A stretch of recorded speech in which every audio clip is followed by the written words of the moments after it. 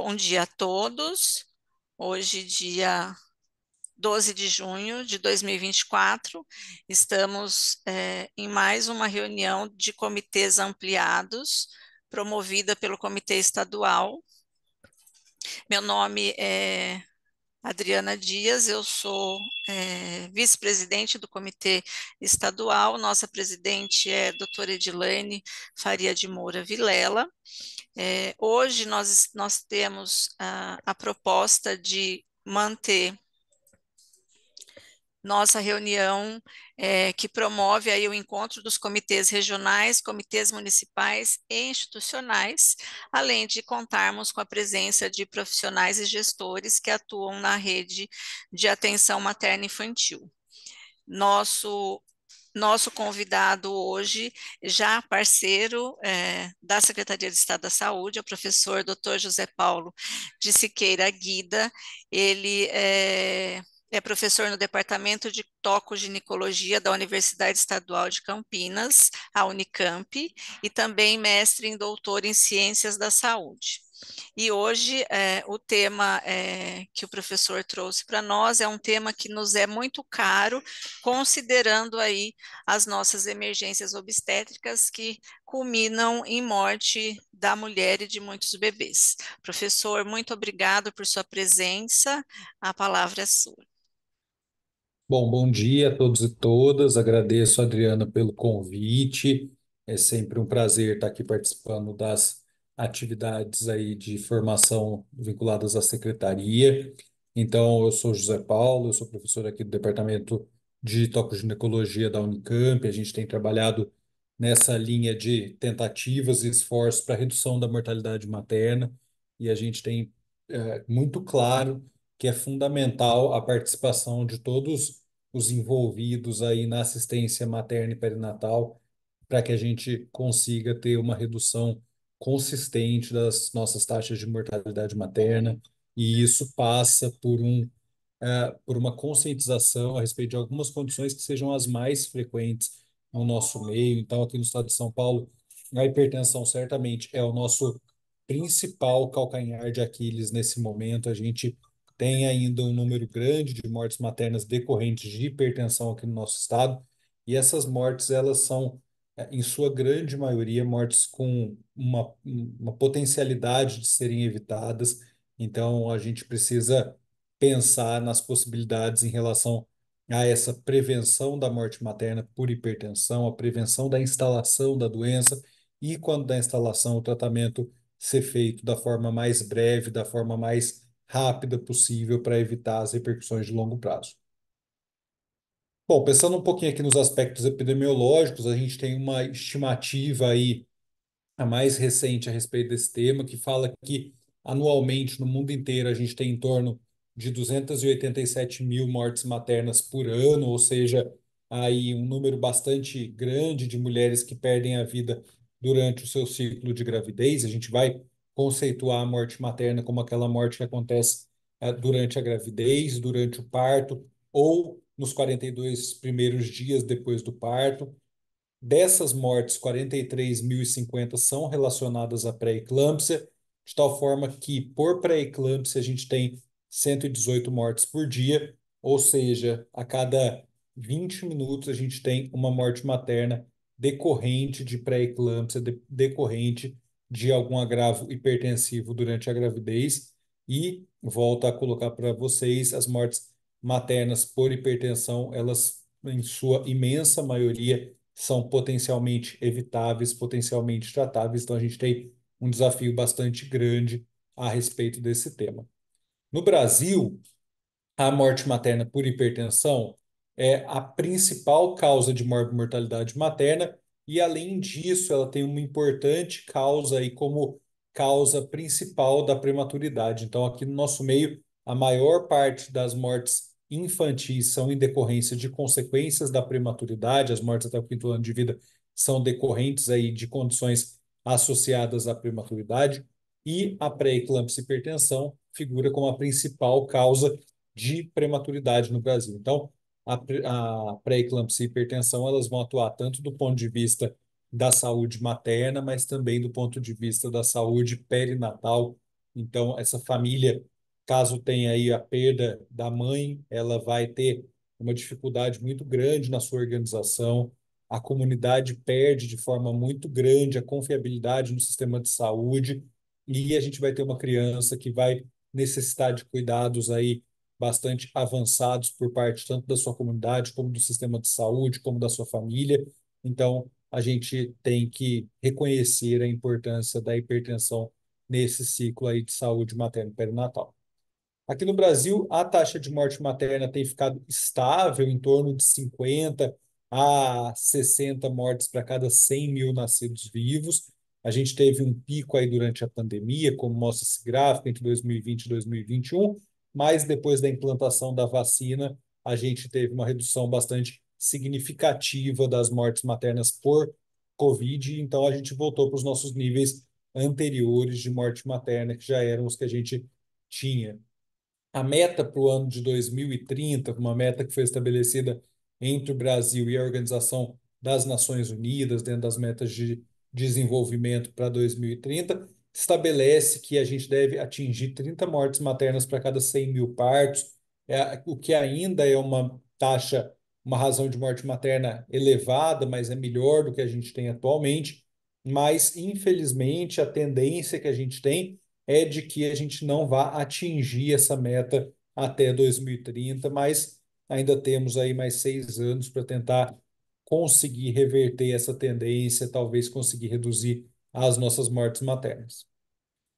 A distribuição das mortes maternas no Brasil, ela é relativamente uniforme, então o melhor estado aí em termos de morte materna vai ser o estado de Santa Catarina, o pior estado vai ser o Pará, mas a variação entre eles é de 21 até 87, todos ainda tendo taxas de morte maternas altas. A gente estabelece como uma taxa de morte materna baixa, aquela abaixo de 5 para cada 100 mil nascidos vivos. Acima disso, a gente já vai considerar uma taxa moderada, uma taxa que pode ser melhorada. Então, a gente observa que no Brasil, as distribuições dessas mortes maternas, elas são aí mais ou menos uniformes, um pouco com taxas um pouco melhores na região sul e sudeste, um pouco piores na região norte e nordeste, mas de todo modo, a gente tem taxas ainda ruins ao longo de todo o país. Em relação à causa, a hipertensão figura como a principal causa, ela está representada nessa barra em azul escuro. Então, na série histórica, a hipertensão responde por em torno de 20% das mortes maternas no nosso meio, sendo então a principal causa, seguida depois pelas mortes por hemorragia, depois pelas mortes por infecção e finalmente as mortes por aborto. Então, o aborto inseguro também é uma causa de morte materna, mas essas quatro causas são as principais, mas a hipertensão lidera ao longo de toda essa série histórica. Quando a gente teve a pandemia, a gente teve um aumento das mortes por Covid, então, consequentemente, a participação das mortes por hipertensão acabou ficando um pouco menor, mas uma vez reduzida as taxas de morte decorrentes de Covid, a hipertensão volta a ocupar o espaço como principal causa no nosso meio. Considerando apenas as mortes maternas por hipertensão, mais ou menos 10, uma taxa de morte materna, uma razão de morte materna em torno de 10 a 11 mortes para cada 100 mil partos são decorrentes de hipertensão.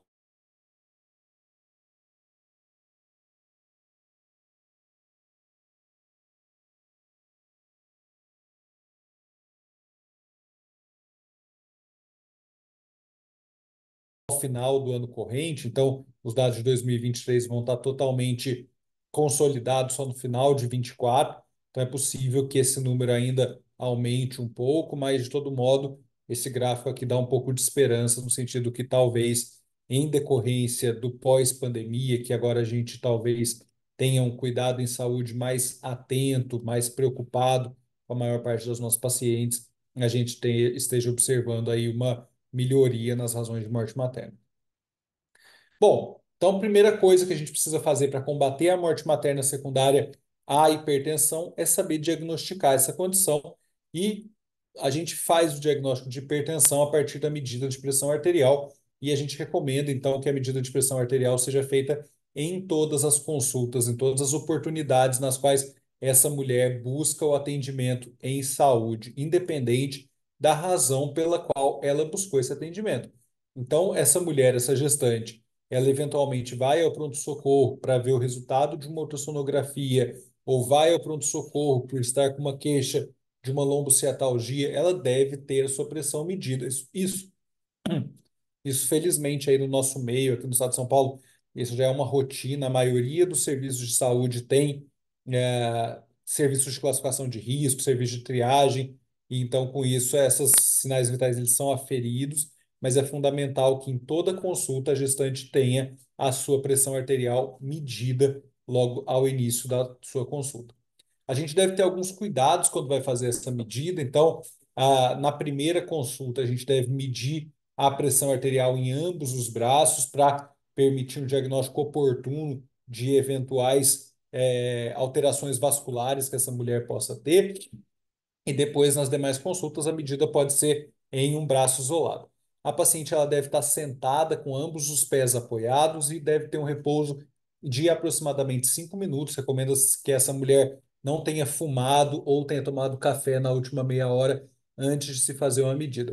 Por muito tempo se recomendou que a medida de pressão arterial fosse feita com a mulher em decúbito lateral esquerdo, né, como uma forma talvez de fazer alguma compensação dos valores de pressão. Hoje em dia, a gente não recomenda mais que seja feito dessa forma. A gente vai valorizar os picos pressóricos dessa mulher, muito porque provavelmente a pressão dela sentada, a medida de pressão feita com a mulher sentada, é mais fidedigna com os níveis pressóricos que essa mulher fica ao longo de todo o dia do que a medida de pressão com ela deitada em decúbito lateral esquerdo. Então, reforçar a importância, porque sim, quando a gente mede decúbito lateral esquerdo, é possível que a pressão faça uma redução relativa, mas essa medida provavelmente não representa a maior parte das medidas de pressão que essa mulher tem. Então, tomar esse cuidado e implementar a medida de forma adequada no seu serviço. Lembrar que o esfigmomanômetro ele deve estar sempre calibrado, então, em intervalos mais ou menos recorrentes de tempo, esse esfigmo deve ser calibrado para evitar que ele perca a sua acurácia. E existem diversos modelos hoje em dia de esfigmos digitais. É importante que a gente entre aí nos sites que fazem a monitorização para observar se esse esteto que esse esfigmo que a gente está usando no nosso serviço ele de fato é validado para ser usado em gestante. Então, aqui no Brasil, a gente já tem alguns modelos que são validados em gestante, outros não. Então, é importante que a gente use um modelo que seja de fato adequado. Eu vou fazer o diagnóstico da hipertensão quando eu tiver uma medida de pressão arterial sistólica maior ou igual a 140 e ou uma medida de diastólica maior ou igual a 90 milímetros de mercúrio. Se eu tiver duas ou mais medidas, eu defino que essa mulher ela é uma hipertensa, ponto. Ela tem hipertensão durante a gravidez e aí eu vou precisar avançar para tentar entender qual é a doença que ela tem. Mas o critério diagnóstico se baseia em duas ou mais medidas de sistólica maior ou igual a 140 e ou diastólica maior ou igual a 90. Qual é o intervalo que a gente vai fazer essas medidas? Idealmente, um intervalo aí de em torno de 4 horas no mínimo entre essas medidas. Então, a gente pode eventualmente ter examinado essa mulher de manhã na consulta de rotina de pré-natal, e aí à tarde ela volta para ter uma nova medição ou faz uma medição domiciliar, e isso vai confirmar ou não esse diagnóstico. Importante aí que se essa mulher tiver uma emergência hipertensiva, ou seja, uma pressão maior do que 16 por 11, eu não vou esperar todo esse tempo, eu vou reavaliar a pressão dessa mulher entre 15 a 30 minutos para eu ver se de fato ela mantém-se numa crise hipertensiva, porque aí eu vou ter que tratá-la imediatamente. Bom, como é que eu vou classificar essa mulher, então, em relação à pressão? Primeiro critério que a gente vai usar é o critério de tempo. Então, se esse diagnóstico ele é feito antes das 20 semanas, eu posso afirmar que essa mulher é uma hipertensa crônica. E essa hipertensão que ela está apresentando agora, ela não é decorrente da gravidez. Essa mulher já era hipertensa antes da gravidez. Ah, doutor, mas eu nunca soube que eu tinha hipertensão. Pois é, muitas pessoas nunca medem a pressão. Quem nunca mede a pressão nunca vai fazer o diagnóstico de hipertensão. Então, a gestação acaba funcionando como uma janela de oportunidade para que esse diagnóstico seja feito durante aí a gravidez. Então, por definição, hipertensão que se instala antes das 20 semanas é uma hipertensão crônica. Já se eu tiver uma hipertensão que se instala depois das 20 semanas, Aí eu vou falar numa hipertensão gestacional, porque possivelmente essa hipertensão ela é consequente às mudanças da gravidez. Caso eu tenha associado à hipertensão, quer seja ela hipertensão crônica ou hipertensão gestacional, alguma evidência de lesão de órgão-alvo, aí eu vou falar então numa pré-eclâmpsia. O que define, portanto, a pré-eclâmpsia é a presença de lesões de órgão-alvo aí consequentes à hipertensão. Só para a gente lembrar um pouquinho aí em fisiopatologia, a pré-eclâmpsia ela se baseia em dois estágios, esse é o entendimento mais atual que a gente tem. Então, num primeiro estágio, a placenta vai se formar de forma inadequada, e num segundo estágio, a gente vai ter a doença endotelial, a gente vai ter a manifestação da doença. Então, tudo começa com uma placenta que não se formou de forma adequada, a gente não sabe exatamente se é só um mecanismo que leva a essa placentação inadequada ou se são vários. Então, pode ser que seja em decorrência de fenômenos imunológicos, pode ser que a vasculatura dessa mulher já tenha algum problema, pode ser que eu tenha algum problema de adequação entre os cromossomos fetais com a imunidade materna, enfim, talvez seja uma mistura de todos esses mecanismos. O fato é que, ao final, essa placenta se forma inadequadamente, e quando eu tiver por volta das 20, a partir das 20 semanas, eu passo a ter doença endotelial, porque essa placenta fica o tempo todo hipoxemiada, essa placenta fica o tempo todo com baixo fluxo de oxigênio, e aí, em decorrência disso, essa placenta começa a liberar fatores na circulação que vão levar à destruição do endotélio em outros órgãos. Então, em resumo, no estágio 1, eu tenho uma invasão trofoblástica inadequada, eu vou ter uma remodelação insuficiente das minhas arteríolas espiraladas.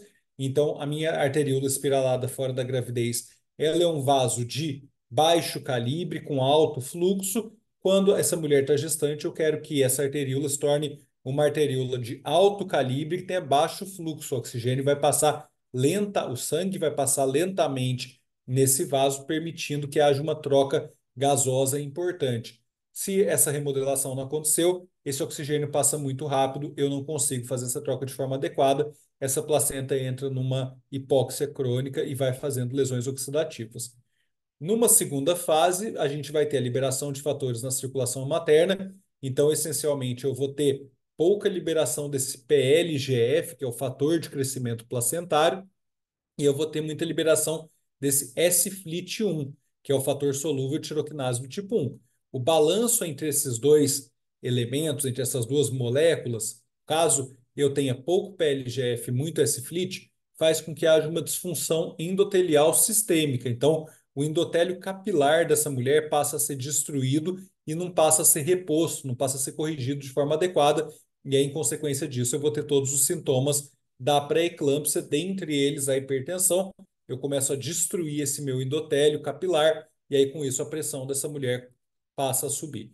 Além disso, eu vou ter lesão hepática, o que vai levar a síndrome HELP, eu vou ter lesão cerebral, que vai levar às convulsões, eu vou ter lesão renal, que vai levar à proteinúria, eu vou ter lesão no sistema hematológico, que vai me levar à hemólise disseminada. Então, vejam que todas essas consequências, elas são por efeito dessa destruição do sistema endotelial.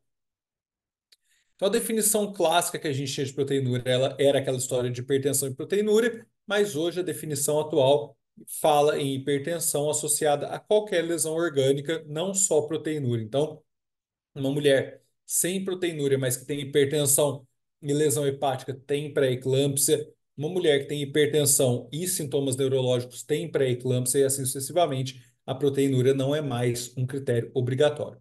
Então, os critérios que a gente vai ter do ponto de vista clínico para lesão de órgão-alvo vão ser a presença de convulsões, o edema agudo de pulmão, a oligúria, os vômitos, a cefaleia ou a dor persistente no andar superior do abdômen.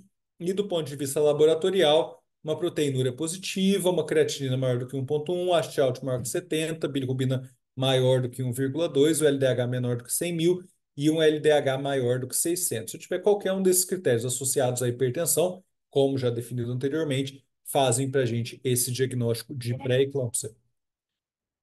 A proteinúria eu posso avaliá-la através de uma amostra de 24 horas, no qual eu vou observar uma proteinúria maior do que 300 miligramas.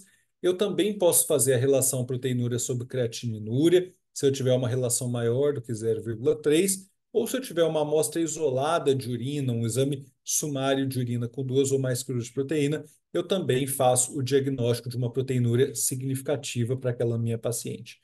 Cada um desses exames vai ter as suas vantagens e desvantagens. Então, a amostra de 24 horas, ela tem a vantagem que ela vai cobrir todo o período de 24 horas. A gente sabe que que a excreção de proteína na urina pode ser inconstante ao longo das 24 horas. Então, para aquela paciente que eu tenho uma alta suspeição de pré-eclâmpsia, mas a minha amostra isolada veio negativa, eu devo realizar uma amostra de 24 horas, porque com certeza eu vou cobrir todas essas 24 horas dessa mulher. A desvantagem é a dificuldade na realização do exame. Esse exame precisa de um armazenamento dessa urina em geladeira, vai ter dificuldade na explicação para essa paciente a respeito de como fazer a coleta. A relação proteinúria sobre creatinínúria, ela tem a grande vantagem de ser feita em amostra isolada de urina, que facilita enormemente a sua coleta. Os demais exames que a gente vai fazer para as mulheres com pré-eclâmpsia confirmada ou suspeita vão ser a creatinina, a transaminase pirúvica ou a transaminase oxalacética, ou HAST-ALT, ou TGO-TGP, a desidrogenase lática, o hemograma completo, a bilirrubina total e frações.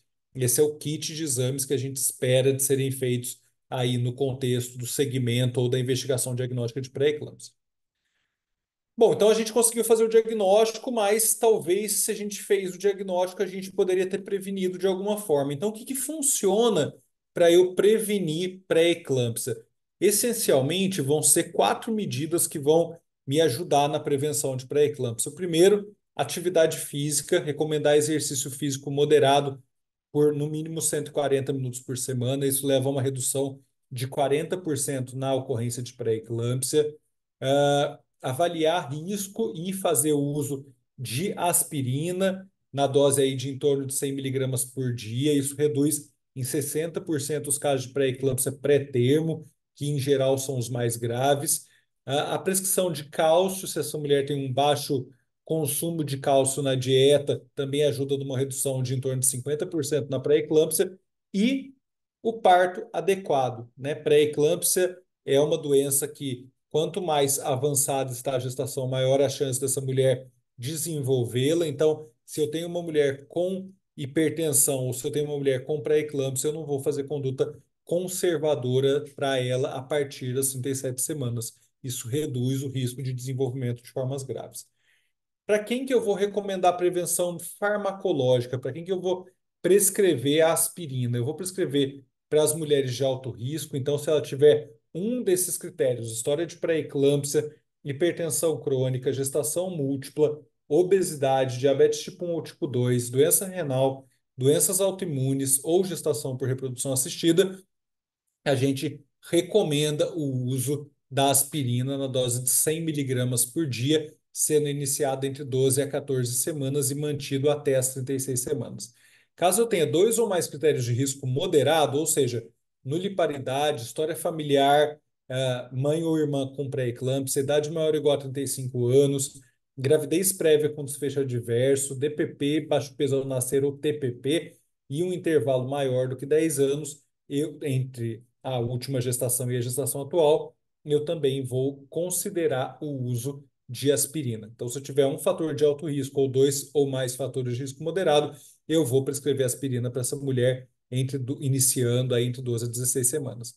Essas recomendações todas, elas vêm do protocolo de pré-eclâmpsia da Rede Brasileira de Estudos sobre Hipertensão na Gravidez, que é a RBEHG. Essa rede ela é formada por profissionais que estão envolvidos em assistência e pesquisa em hipertensão e pré-eclâmpsia. E eu convido a todos para conhecerem o site da rede, www.rbehg.com.br.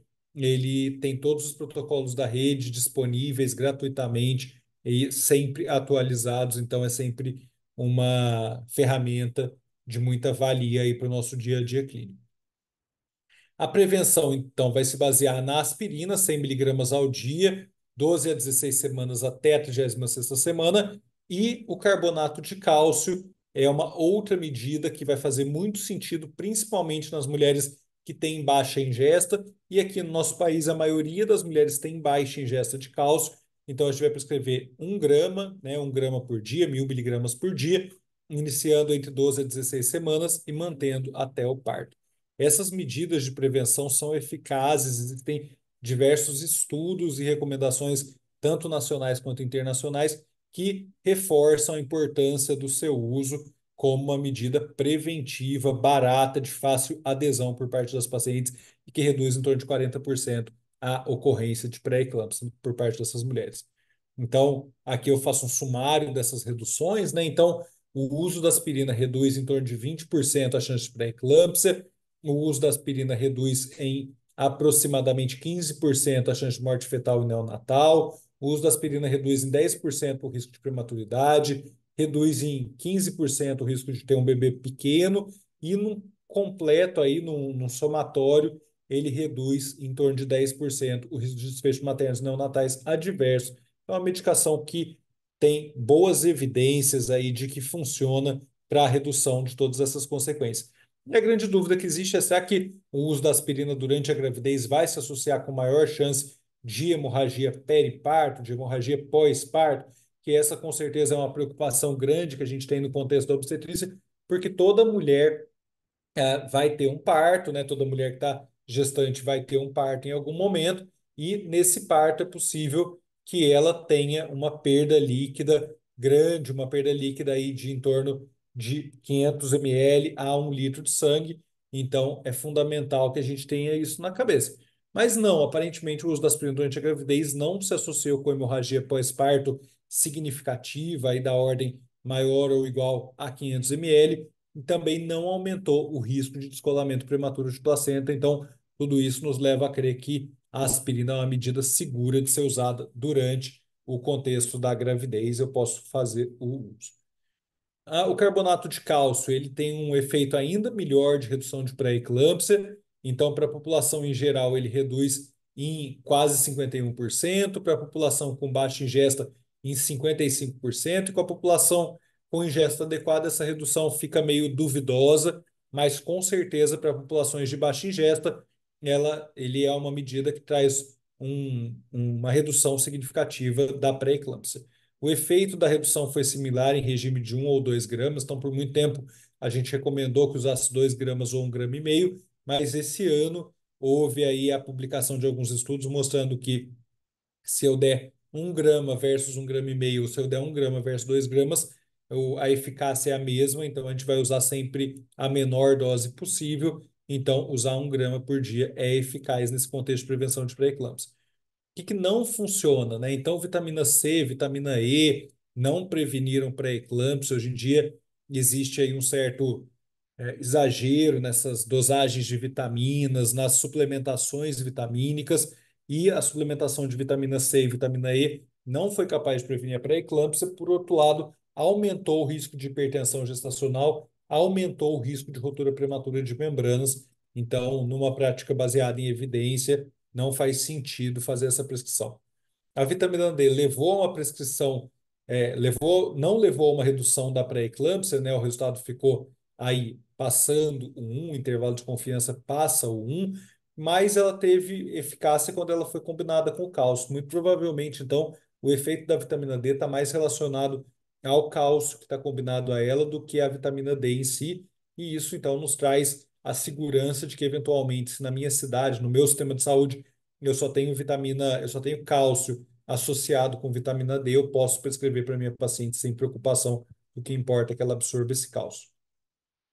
No cuidado primário, a gente vai ter alguns aspectos aí que a gente vai pensar quando essa paciente chega para mim para fazer o meu pré-natal. Então, se eu admito no meu pré-natal uma paciente hipertensa crônica, ou quer seja aquela que eu tenha feito o diagnóstico por ter iniciado a hipertensão antes das 20 semanas, quer seja aquela mulher que conta para mim que ela já usava antihipertensivo, que ela já fazia segmento com o uso de medicações para hipertensão, então, eu já sei que ela é uma hipertensa crônica.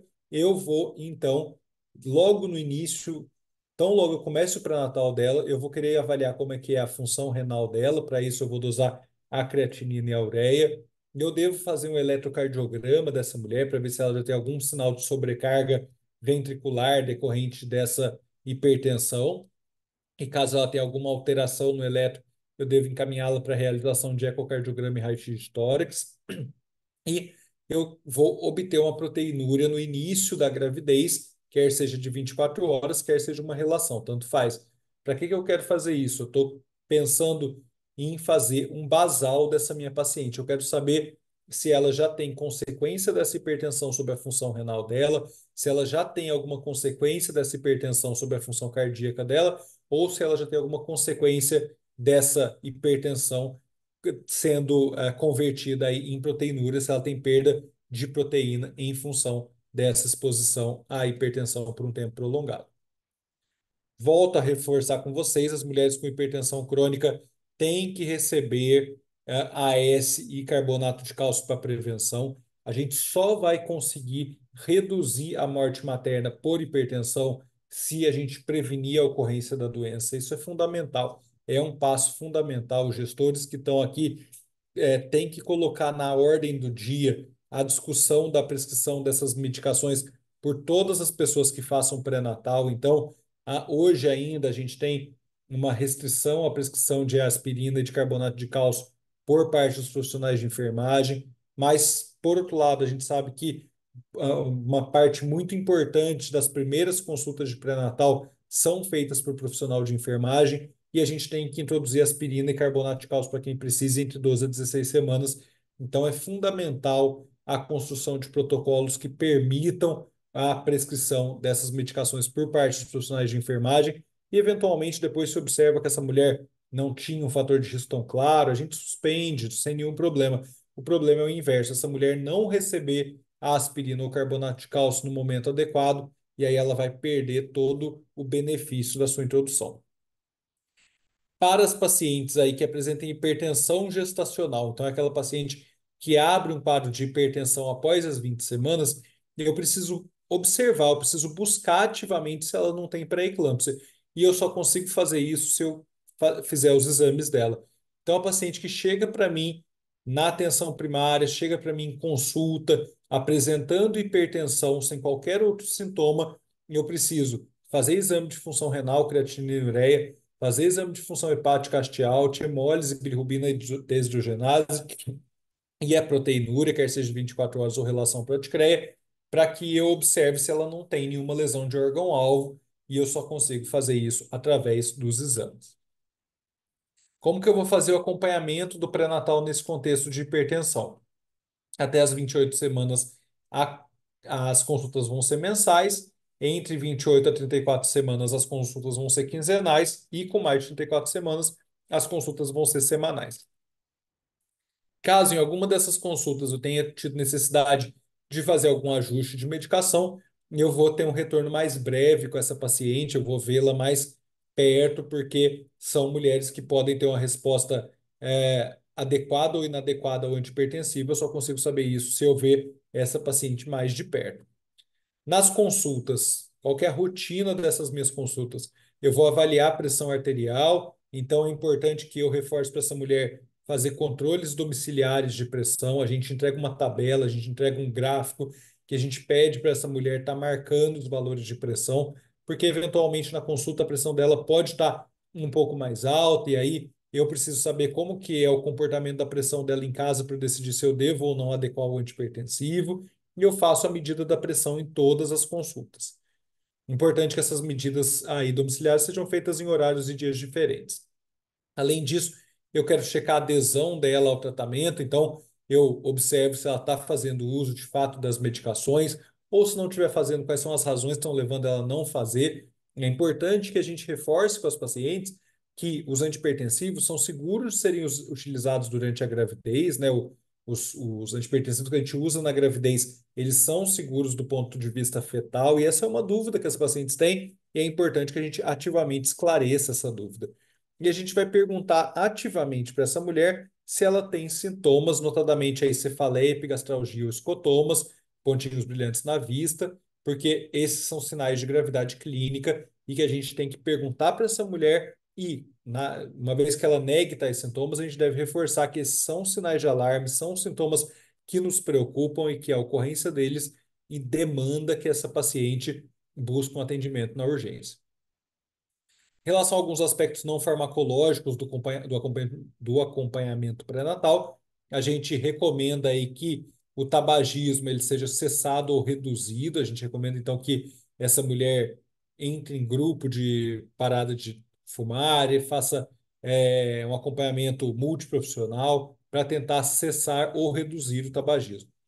A gente vai recomendar a prática de exercício físico, então atividades leves ou moderadas, 150 minutos por semana. Então, a mulher hipertensa crônica ou a mulher com hipertensão na gestação já instalada pode fazer atividade física, não só pode como deve, porque essas mulheres são de alto risco para pré-eclâmpsia e elas vão se beneficiar da prática de atividade física. Obesidade, se essa mulher for obesa, a gente deve promover uma alimentação saudável e vigiar o ganho de peso. Então, hoje em dia, a gente já tem algumas curvas aí de pressão de ganho de peso específicos da população brasileira. Então, a mulher com IMC maior do que 30, uma mulher então, que configura como obesidade, ela deve ganhar no máximo 7,2 quilos ao longo de todo o pré-natal. E na primeira metade da gravidez, até as 13 semanas, ela deve ter uma perda de peso. Ela ter uma perda de peso é algo adequado para essa mulher. A mulher que tem um sobrepeso, ela deve cuidar para não ganhar um peso excessivo. Então, o limite de ganho de peso para essa mulher vai ser de até 9 quilos. Já para a mulher que tem o IMC normal, entre 18,5 e 25, o ganho de peso pode ser de até 12 quilos. Então, é importante que a gente reforce para essa mulher essas metas e oriente a respeito da prática de atividade física e da promoção de alimentação saudável para evitar um ganho de peso exacerbado.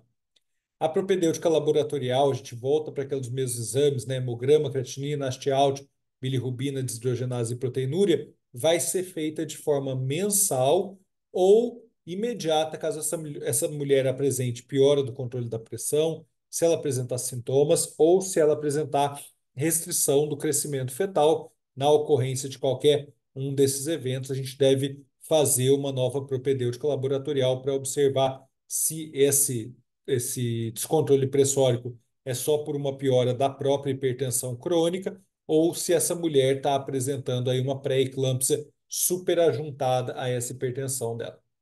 A gente vai recomendar a realização de mobilograma. Então, o mobilograma é uma medida fácil e barata de ser orientada para as pacientes. Então, a gente orienta elas que anotem quantas vezes o bebê mexeu na primeira hora depois que ela terminou de almoçar e ou de jantar. Então, a gente orienta ela, terminou de almoçar por volta de meio-dia e meio, anota então meio-dia e meio, e aí vai contando, vai marcando com um xizinho quantas vezes o bebê mexeu. Se ele mexer 7 vezes, pode parar de marcar. Se ele não mexer 7 vezes, você deve buscar o atendimento para que seja observado se esse bebê está com algum dano na sua viabilidade, na sua vitalidade. A gente aqui no nosso hospital faz o mobilograma a partir das 28 semanas para toda hipertensa crônica, então é uma medida muito fácil e barata de ser implementada. E a cardiotocografia serve também como uma medida de vitalidade fetal. A gente tem feito aí semanalmente a partir das 34 semanas, como uma regra, mas para as pacientes com hipertensão de mais difícil controle, a gente tem até começado um pouco antes. A ultrassonografia vai nos mostrar que nas hipertensas crônicas há uma alta associação com restrição de crescimento fetal, então a gente vai fazer ultrassom pelo menos mensalmente e a gente vai querer ver crescimento fetal, líquido amniótico e o Doppler de artéria umbilical como um preditor aí possível dessa associação com a restrição de crescimento.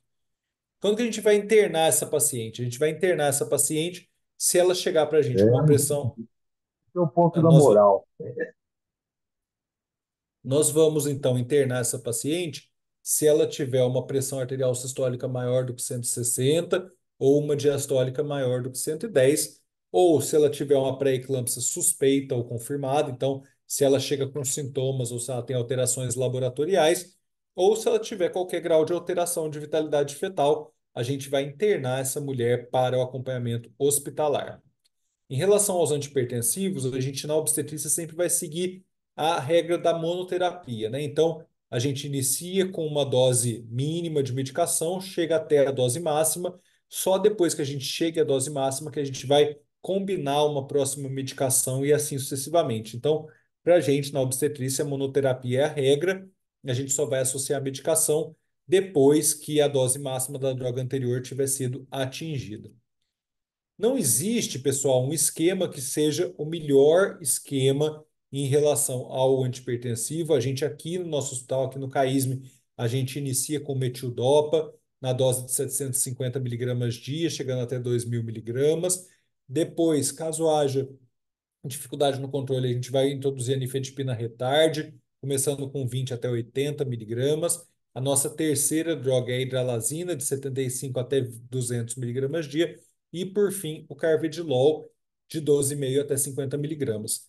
Caso essa mulher precise de três ou mais drogas, a gente sugere também internação. Então, uma mulher que precisa de múltiplas drogas para controle de pressão é uma mulher que deve ser internada, porque é possível que ela avance com uma piora importante do controle pressórico ou com repercussão sobre o feto. Então, é importante que ela esteja sob uma vigilância mais adequada.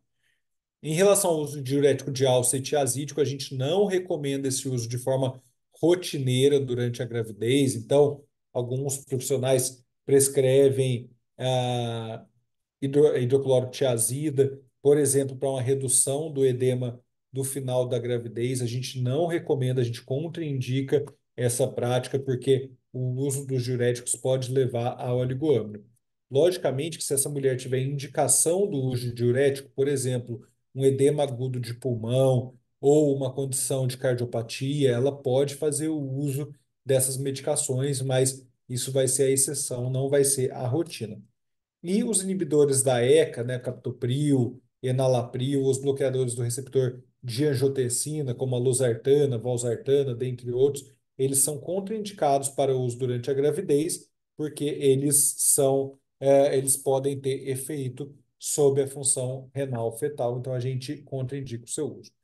Importante aí frisar que esse é o esquema que a gente faz aqui no CAISM, mas não existe uma evidência aí de que qual é o melhor esquema. Então, outras escolas aqui do estado de São Paulo usam outros esquemas, eventualmente começa com carvedilol, enfim, não existe um esquema que seja o mais adequado. O nosso esquema, a gente acredita que funciona muito bem aqui para os nossos pacientes, conseguindo um excelente controle de pressão.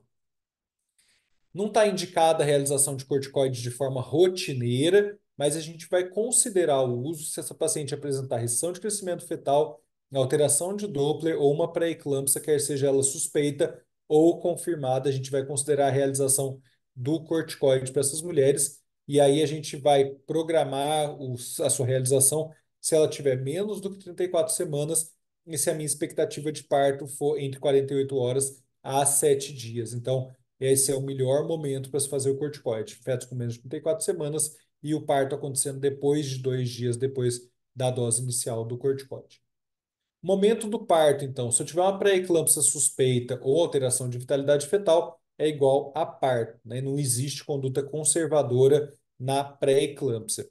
Agora, também não se deve esperar chegar até as 40 semanas. Parece que chegar até as 40 semanas não é adequado. Então, não há nenhuma razão para uma gestante hipertensa ultrapassar as 40 semanas. A tendência na literatura está em estabelecer 39 semanas como o limite nesse contexto das hipertensas crônicas. Então, se eu tiver uma hipertensa gestacional, eu vou discutir o parto após as 37 semanas e eu vou indicar o parto até as 39 semanas. Na hipertensa crônica, eu vou discutir o parto após as 38 semanas e vou indicar o parto até as 39. Então, nessa fase, entre 37 a 39 semanas, parece ser o melhor momento para parto nesse contexto da hipertensão, não se recomendando o prolongamento da gravidez para além das 39 semanas. Esse prolongamento entre 40 e 41 semanas não é benéfico nem para o bebê e aumenta a exposição de risco dessa gestante às complicações próprias da hipertensão. Então, eu vou, aí, na minha decisão entre 37 e 39, eu vou considerar um parto mais precoce, por volta das 37 semanas, para aquela mulher que tem um controle difícil da hipertensão ou que tem um controle em decorrência do uso de múltiplas medicações, de múltiplas drogas, e eu vou deixar o parto às 39 semanas para aquela mulher com bom controle que use uma única droga durante a sua gestação. A via de parto ela é obstétrica, eu vou considerar a estabilidade materna, importante ofertar analgesia precoce, manter os antipertensivos durante o parto e fazer uma vigilância de sintomas para essa mulher. Além disso, eu vou fazer uma vitalidade fetal mais acurada, então eu vou fazer uma vigilância regular da vitalidade fetal, realizando aí nesse contexto das mulheres com hipertensão, uma avaliação de vitalidade de pelo menos de 6 em 6 horas para observar se eu vou ter qualquer prejuízo da vitalidade fetal.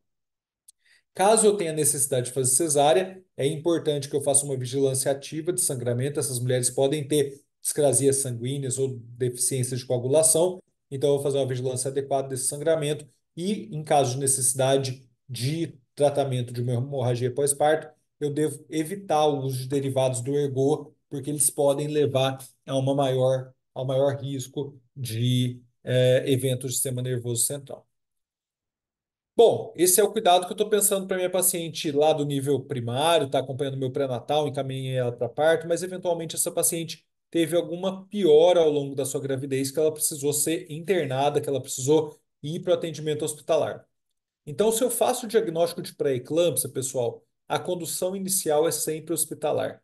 Então, se essa paciente está lá no meu consultório, está lá na minha unidade básica de saúde, eu estou acompanhando a hipertensão crônica dela, de repente ela alterou um exame, fez diagnóstico de pré-eclâmpsia, ela começou a ter sintoma, o tratamento inicial, a condução da pré-eclâmpsia, inicialmente é sempre hospitalar. E aí eu preciso responder algumas perguntas. A primeira pergunta que eu preciso responder é: a paciente precisa sulfatar? Quando que eu vou fazer o uso do sulfato de magnésio? Se essa paciente tiver cefaleia, epigastralgia, escotoma, síndrome HELP ou uma pressão maior do que 160 por 110 persistente.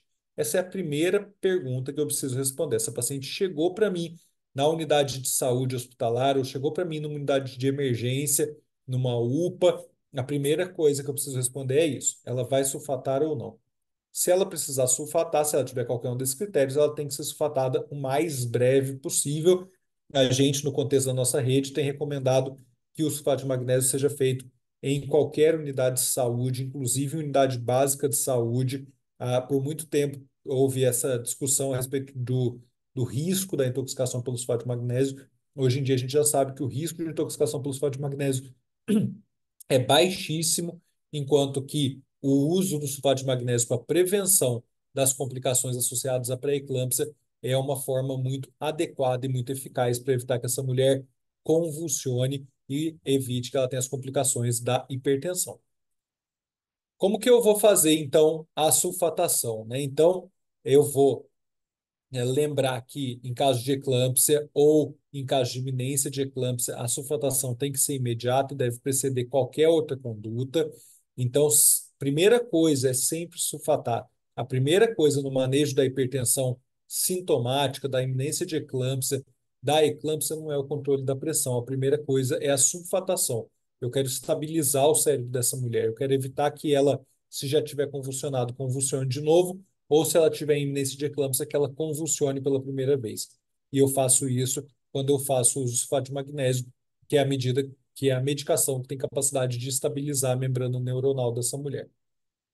A gente vai ter essencialmente dois esquemas de uso de sulfato de magnésio.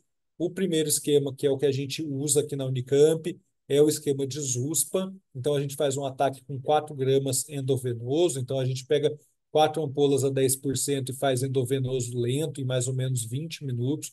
Importante que alguém esteja vigiando essa infusão, né, para tomar o cuidado de que, eventualmente, a velocidade de infusão não vá muito rapidamente, esses 4 gramas não sejam infundidos muito rapidamente, e a manutenção vai ser feita com 1 a 2 gramas por hora. Então, para isso, eu pego 10 ampolas a 10% e 400 ml, diluo num soro glicosado a 5% e deixo correndo em 50 a 100 ml hora, preferencialmente com o uso da bomba de infusão contínua.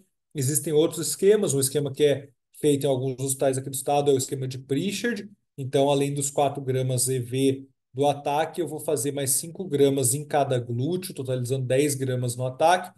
E, além disso, a minha dose de manutenção é com 5 gramas, uma ampola de 50% no glúteo a cada 4 horas. É um esquema que ele deve ser utilizado aí em lugares onde não haja bomba de infusão ou onde se haja uma necessidade de transporte no qual também não haja bomba de infusão, mas o esquema de USP ele parece ser mais seguro em termos do risco de intoxicação. E hoje em dia a gente já tem mais disponibilidade para ter as bombas de infusão em mais serviços aqui do nosso estado.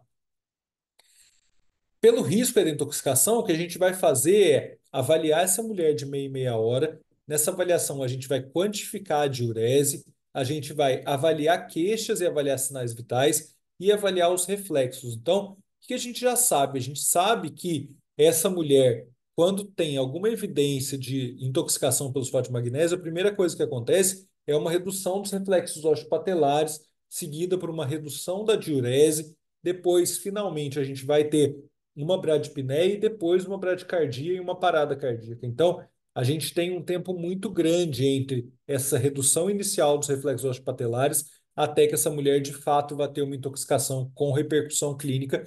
Então, se a gente faz uma avaliação de meia e meia hora, a gente vai acompanhando a progressão e caso ela esteja, por exemplo, com esquema de ZUSPA, eu reduzo a velocidade de infusão. Mas volto a reforçar com vocês, o risco da intoxicação pelo sulfato de magnésio é extremamente baixo, a gente pode usar com bastante segurança e tranquilidade.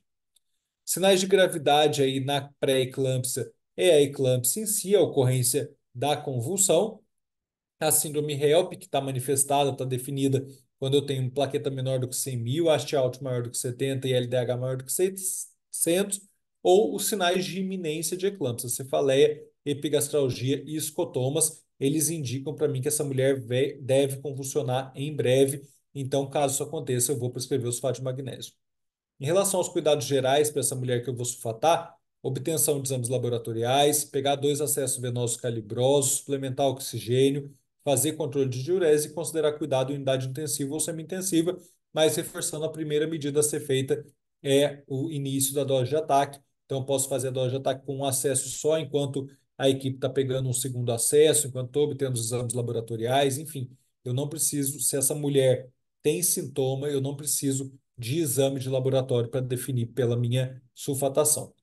Depois que eu respondi a pergunta se eu preciso sulfatar ou não, e aí sulfatei, a minha próxima pergunta é: será que eu preciso fazer o controle da pressão dessa mulher? Então, a minha meta é fazer uma redução de 20% da pressão arterial, deve ser instituída se a pressão estiver maior do que 160 por 100 ou persistentemente superior a 140 por 90. O meu objetivo é manter uma diastólica de em torno de 85 de mercúrio. As drogas que eu vou usar, então, vai ser a hidralazina, 20 miligramas por ml. A gente, em geral, dilui em água destilada 9 ml e vai fazendo 2,5 em 2,5 ml, que corresponde a 5 miligramas a cada 20 minutos. A maioria das mulheres responde muito bem à hidralazina e com não mais do que 5 miligramas já tem, do que não mais do que 10 miligramas, desculpa, 2,5 mais 2,5, já tem uma redução aí bastante significativa da pressão. E o uso do nitroprusiato de sódio, né, o nipride, vai estar restrito a casos de hipertensão refratária, né? Nos casos em que eu estiver num contexto em que eu não tenho medicação EV, eu posso fazer o uso ou da metildopa ou da nifedipina, fazendo metildopa 1 grama dose única, ou a nifedipina 10 miligramas de 20 em 20 minutos. E o importante é que, de alguma forma, eu consiga baixar a pressão dessa mulher. Obviamente, essa mulher chegou convulsionando, está no estado pós-ictal, eu não vou fazer medicação por via oral. Então, a nossa primeira escolha sempre vai ser a medicação EV. Lembrar, gente, que o momento da convulsão ou pós-ictal não é o momento para avaliar a vitalidade fetal, né? Então, é possível, é provável que logo após a convulsão, essa mulher, esse bebê, ele esteja com um padrão cardíaco inadequado, e se eu fizer a cardiotoco, eu provavelmente vou acabar me assustando e fazendo uma resolução nesse momento. É a pior das condições para esse bebê. O importante é que ele tenha aí um momento para recuperação desse pós-ictal também. Então, a avaliação de vitalidade fetal só deve ser realizada após a estabilização materna, né? Então, depois que essa mulher tiver uma pressão mais estável, depois que ela não tiver mais em crise, aí sim eu faço a avaliação da vitalidade fetal. Bom, se essa paciente não tiver nenhum desses sintomas, ela não vai precisar sulfatar, e aí a gente vai usar algumas formas para fazer a predição de risco. A gente tem sugerido aqui no CAISM o uso dessa calculadora, chama-se Full Peers. Ela está disponível gratuitamente na internet. É só jogar lá no Google Full Peers, ele já vai dar acesso a essa página para vocês. Ela, então, você coloca os dados da sua paciente, os exames laboratoriais, e ele estima o risco dessa paciente ter alguma complicação na próxima semana, né? Então, só na hora de aplicar essa calculadora é importante que ao invés da vírgula para a creatinina a gente coloque o ponto, porque ela está em língua inglesa, senão ele não consegue calcular para a gente. E se o full Pears vem acima de 2,5, esse valor de probabilidade de desfecho adverso vem maior do que 2,5, é uma paciente que exige cuidados maiores, é uma paciente que exige maior vigilância, enquanto que se o valor estiver abaixo de 2,5%, a gente tem uma tranquilidade de que essa paciente não vai ter complicações maternas graves ao longo da próxima semana, e é uma ferramenta que ela é calculada com o uso aí de exames que a gente já faz na nossa prática clínica. O manejo, então, na conduta conservadora. Internação hospitalar, reavaliação laboratorial de 3 em 3 dias, não sendo necessário repetir a proteinúria, avaliação ultrassonográfica semanal, conforme alterações prévias, e se ela tiver piora clínica, eu vou antecipar essas minhas reavaliações. O parto, então, se eu tiver com idade gestacional com menos de 24 semanas, o prognóstico fetal é muito ruim. Se eu tenho uma instalação de pré-eclâmpsia nessas 24 semanas, o prognóstico fetal é muito ruim, tem um alto risco de complicações maternas. Eu preciso discutir com essa paciente a possibilidade da interrupção dessa gravidez por conta do risco materno associado e ausência de viabilidade fetal. Se a idade gestacional estiver entre 24 a 34 semanas, quando a instalação da pré-eclâmpsia, eu vou fazer betametasona, 12 miligramas, de 24 em 24 horas por 48 horas, ou dexametasona, de 6 em 6 horas por 48 horas, para maturação pulmonar fetal, e eu vou realizar o parto se essa mulher tiver síndrome HELP, eclâmpsia, DPP, hipertensão refratária ao tratamento com 3 drogas, edema pulmonar ou disfunção cardíaca, piora laboratorial ou insuficiência renal, ou alterações na vitalidade fetal. Então, se eu tiver qualquer um desses critérios, eu vou realizar o parto entre 24 e 34 semanas. Caso nenhum desses sinais apareça, eu vou tentar chegar até as 37 semanas. Se a idade gestacional for maior do que 34 semanas, tiver em 34 e 37, eu vou considerar chegar até as 37 semanas, mas sempre avaliando a estabilidade materna e fetal. E caso eu chegue às 37 semanas ou a pré-eclâmpsia se instale após as 37 semanas, a conduta é parto, não existe conduta conservadora para pré-eclâmpsia no termo. A via de parto, a pré-eclâmpsia, mesmo com sinais de gravidade, não indica parto cesárea. Para eu definir a via de parto, eu vou considerar a vitalidade fetal, a velocidade de progressão da doença, os antecedentes obstétricos e a avaliação cervical dessa minha paciente. Em relação aos cuidados no puerpério, vou lembrar de manter o sulfato por até 24 horas após o parto. Eu vou fazer reavaliação laboratorial se eu tiver dificuldade no controle pressórico. Então, se essa mulher tiver com um controle pressórico adequado, eu não preciso ficar fazendo repetição de exame dela no puerpério, só vou repetir os exames se ela estiver tendo piora desse controle. Eu vou fazer uma avaliação pressórica de 4 em 4 horas enquanto ela estiver internada para ter uma curva de pressão com o máximo de valores possíveis para segmento. Se a pressão dela estiver ficando abaixo de 110 por 70 no puerpério, eu vou suspendendo gradualmente os antipertensivos para permitir um melhor controle de pressão. Nós sugerimos aí que para essas mulheres que tiveram hipertensão ou pré-eclâmpsia na gestação, no puerpério, a gente não faça uso de anti-inflamatório não esteroidal nem de inibidores de lactação, porque eles podem induzir a um aumento pressórico, e a alta vai ser no mínimo a partir do terceiro dia. Então, a mulher que teve pré-eclâmpsia, ela deve ser uma mulher que deve ficar internada por mais tempo para a gente observar cautelosamente a eventual recorrência da doença. No longo prazo, essa mulher deve receber avaliação clínica, pressórica e laboratorial no puerpério. Caso lá pelo 40º dia ela persista com proteinúria ou persista com hipertensão necessitando de antihipertensivo, ela deve ser avaliada por nefrologista e cardiologista. A pré-eclâmpsia é um fator de risco para a ocorrência de doença cardiovascular ao longo da vida da mulher. Então, a pré-eclâmpsia funciona como se fosse um test drive. Nessa mulher teve um test drive do seu sistema cardiovascular e a gravidez é um fator estressante importante e ela respondeu com uma disfunção endotelial, com uma disfunção vascular importante. Então, é possível que os efeitos aí de longo prazo sobre o sistema cardiovascular dessa mulher aumentem o risco de ela desenvolver doença cardiovascular.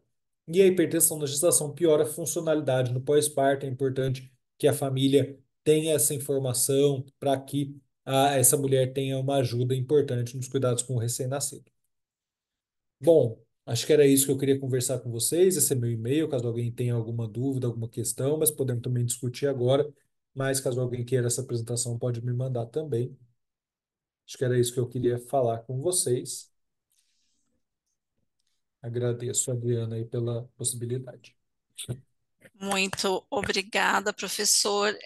Eu gostaria de agradecer imensamente e dizer que sua aula precisa se tornar uma Bíblia e ficar embaixo dos nossos braços, todos que atuamos aí com prevenção e vigilância na rede de atenção materna e infantil, e considerando o público que tem hoje aqui, antes de passar a fala para eles, né, não só para trazer perguntas, que eu acho que tem muitas, né, dúvidas em relação a todo esse processo de acompanhamento da mulher no período gestacional, no parto, no puerpério, e considerando todos os riscos, né, que o bebê passa por toda essa questão, né, não só prévia ao período gestacional, mas mais a que é a hipertensão que vem a partir da gestação.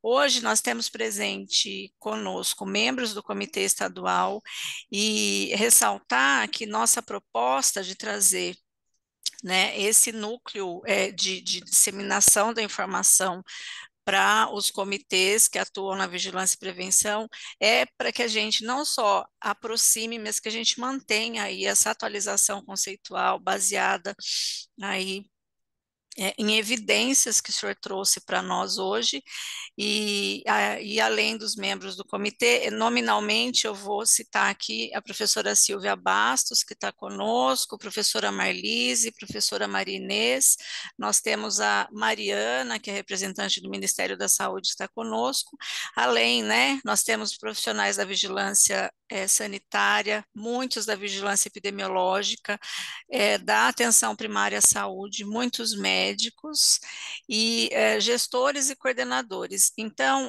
tudo que o professor Zé Paulo trouxe hoje para nós, eu acho que suscita aí aquilo que a gente vem trabalhando na questão, né, não só de pensar em como a gente trouxe essa ampliação, mas na nossa intenção da aproximação e por que que a gente teve essa atitude de continuar com essa aproximação conceitual de atualização, porque os comitês, né, a partir da identificação das causas, da magnitude do que levou à morte materna, infantil ou fetal, o que a gente não faz, né, não traz a possibilidade de culpabilizar pessoas ou serviços, mas que a gente possa, quando a gente fala, né, de ampliar as possibilidades de medidas de intervenção, e nós aqui no estado de São Paulo, nós chamamos de recomendações. Então,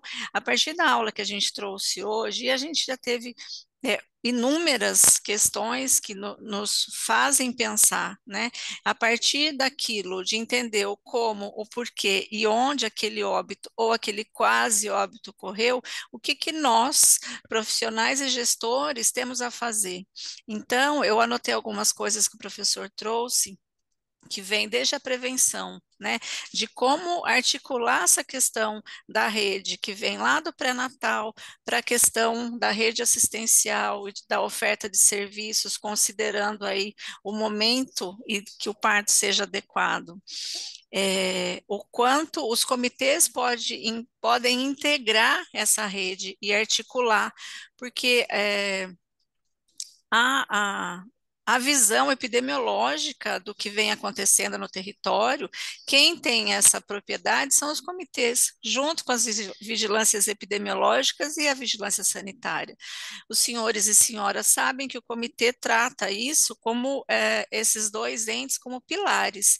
E aí, óbvio, né, toda a particularidade que o Estado de São Paulo tem na rede, considerando assistência a mulher, a criança, toda a articulação de atenção primária à saúde, de humanização e segurança, ampliando aí para a qualidade, nos traz instrumentos que a gente possa fazer com que essas recomendações se tornem aí suporte para políticas de saúde que venham trazer maior qualificação e segurança para a mulher.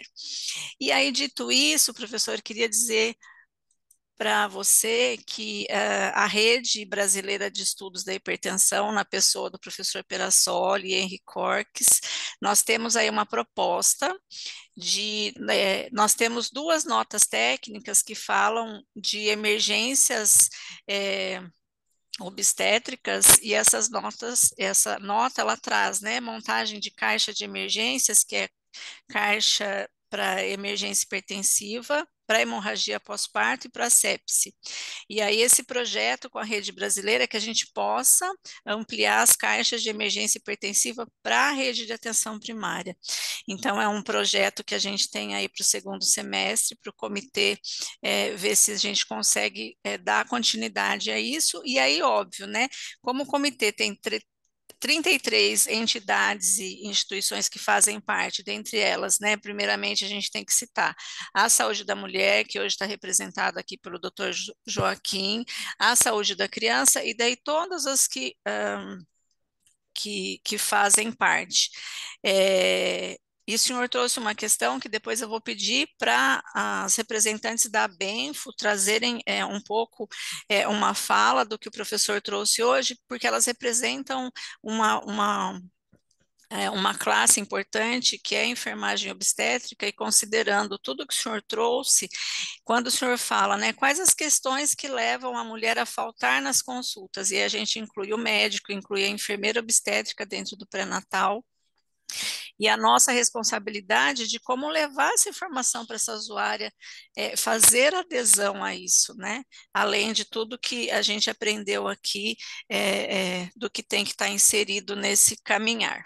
Então, não vou me alongar muito mais, gostaria de convidar então os presentes para que a gente pudesse trazer as perguntas para o professor e poder ampliar aí nossa aula de hoje.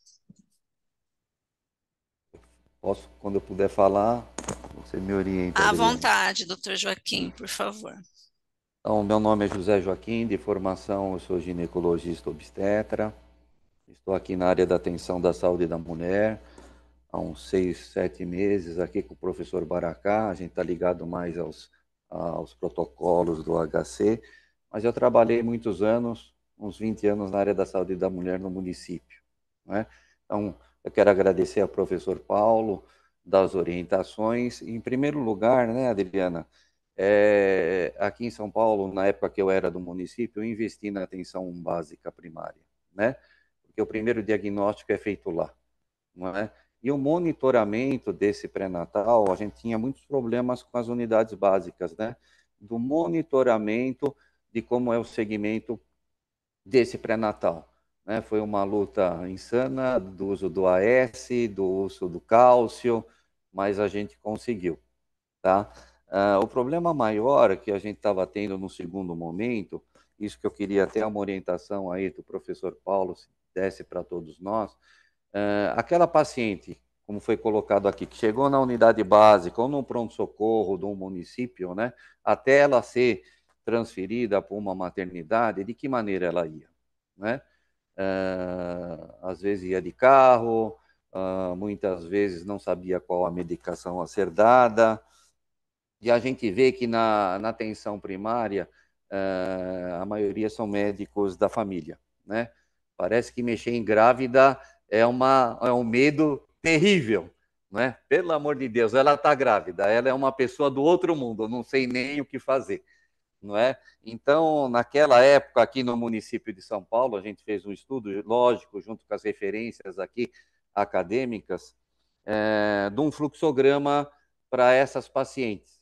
Então, eu estava comentando aqui com a Marisa, que é aqui da área da atenção da saúde da mulher do Estado, a minha preocupação, né, de como essas pacientes do município, ou de um pronto-socorro, ela ia chegar e ia ser transferida até a maternidade de referência, né? Eu estou em contato com alguns hospitais estaduais, né, e muitas vezes eu vejo que a orientação, a rede, o que está acontecendo, lógico que não é em todas, né, o uso somente da hidralazina, e na grande maioria das pacientes, nem medicada elas vão, né? Isso é um grande problema, porque ela vai acabar convulsionando na ambulância, ou no carro, né, se for. Então, a gente preconizou aqui que a paciente só é transferida com a ambulância, e na unidade básica, a gente fez um protocolo, junto com todas as áreas acadêmicas, onde que até a gente preferiu tirar o uso da aplicação intramuscular, por conta da expertise, da agulha grossa, de como colocar,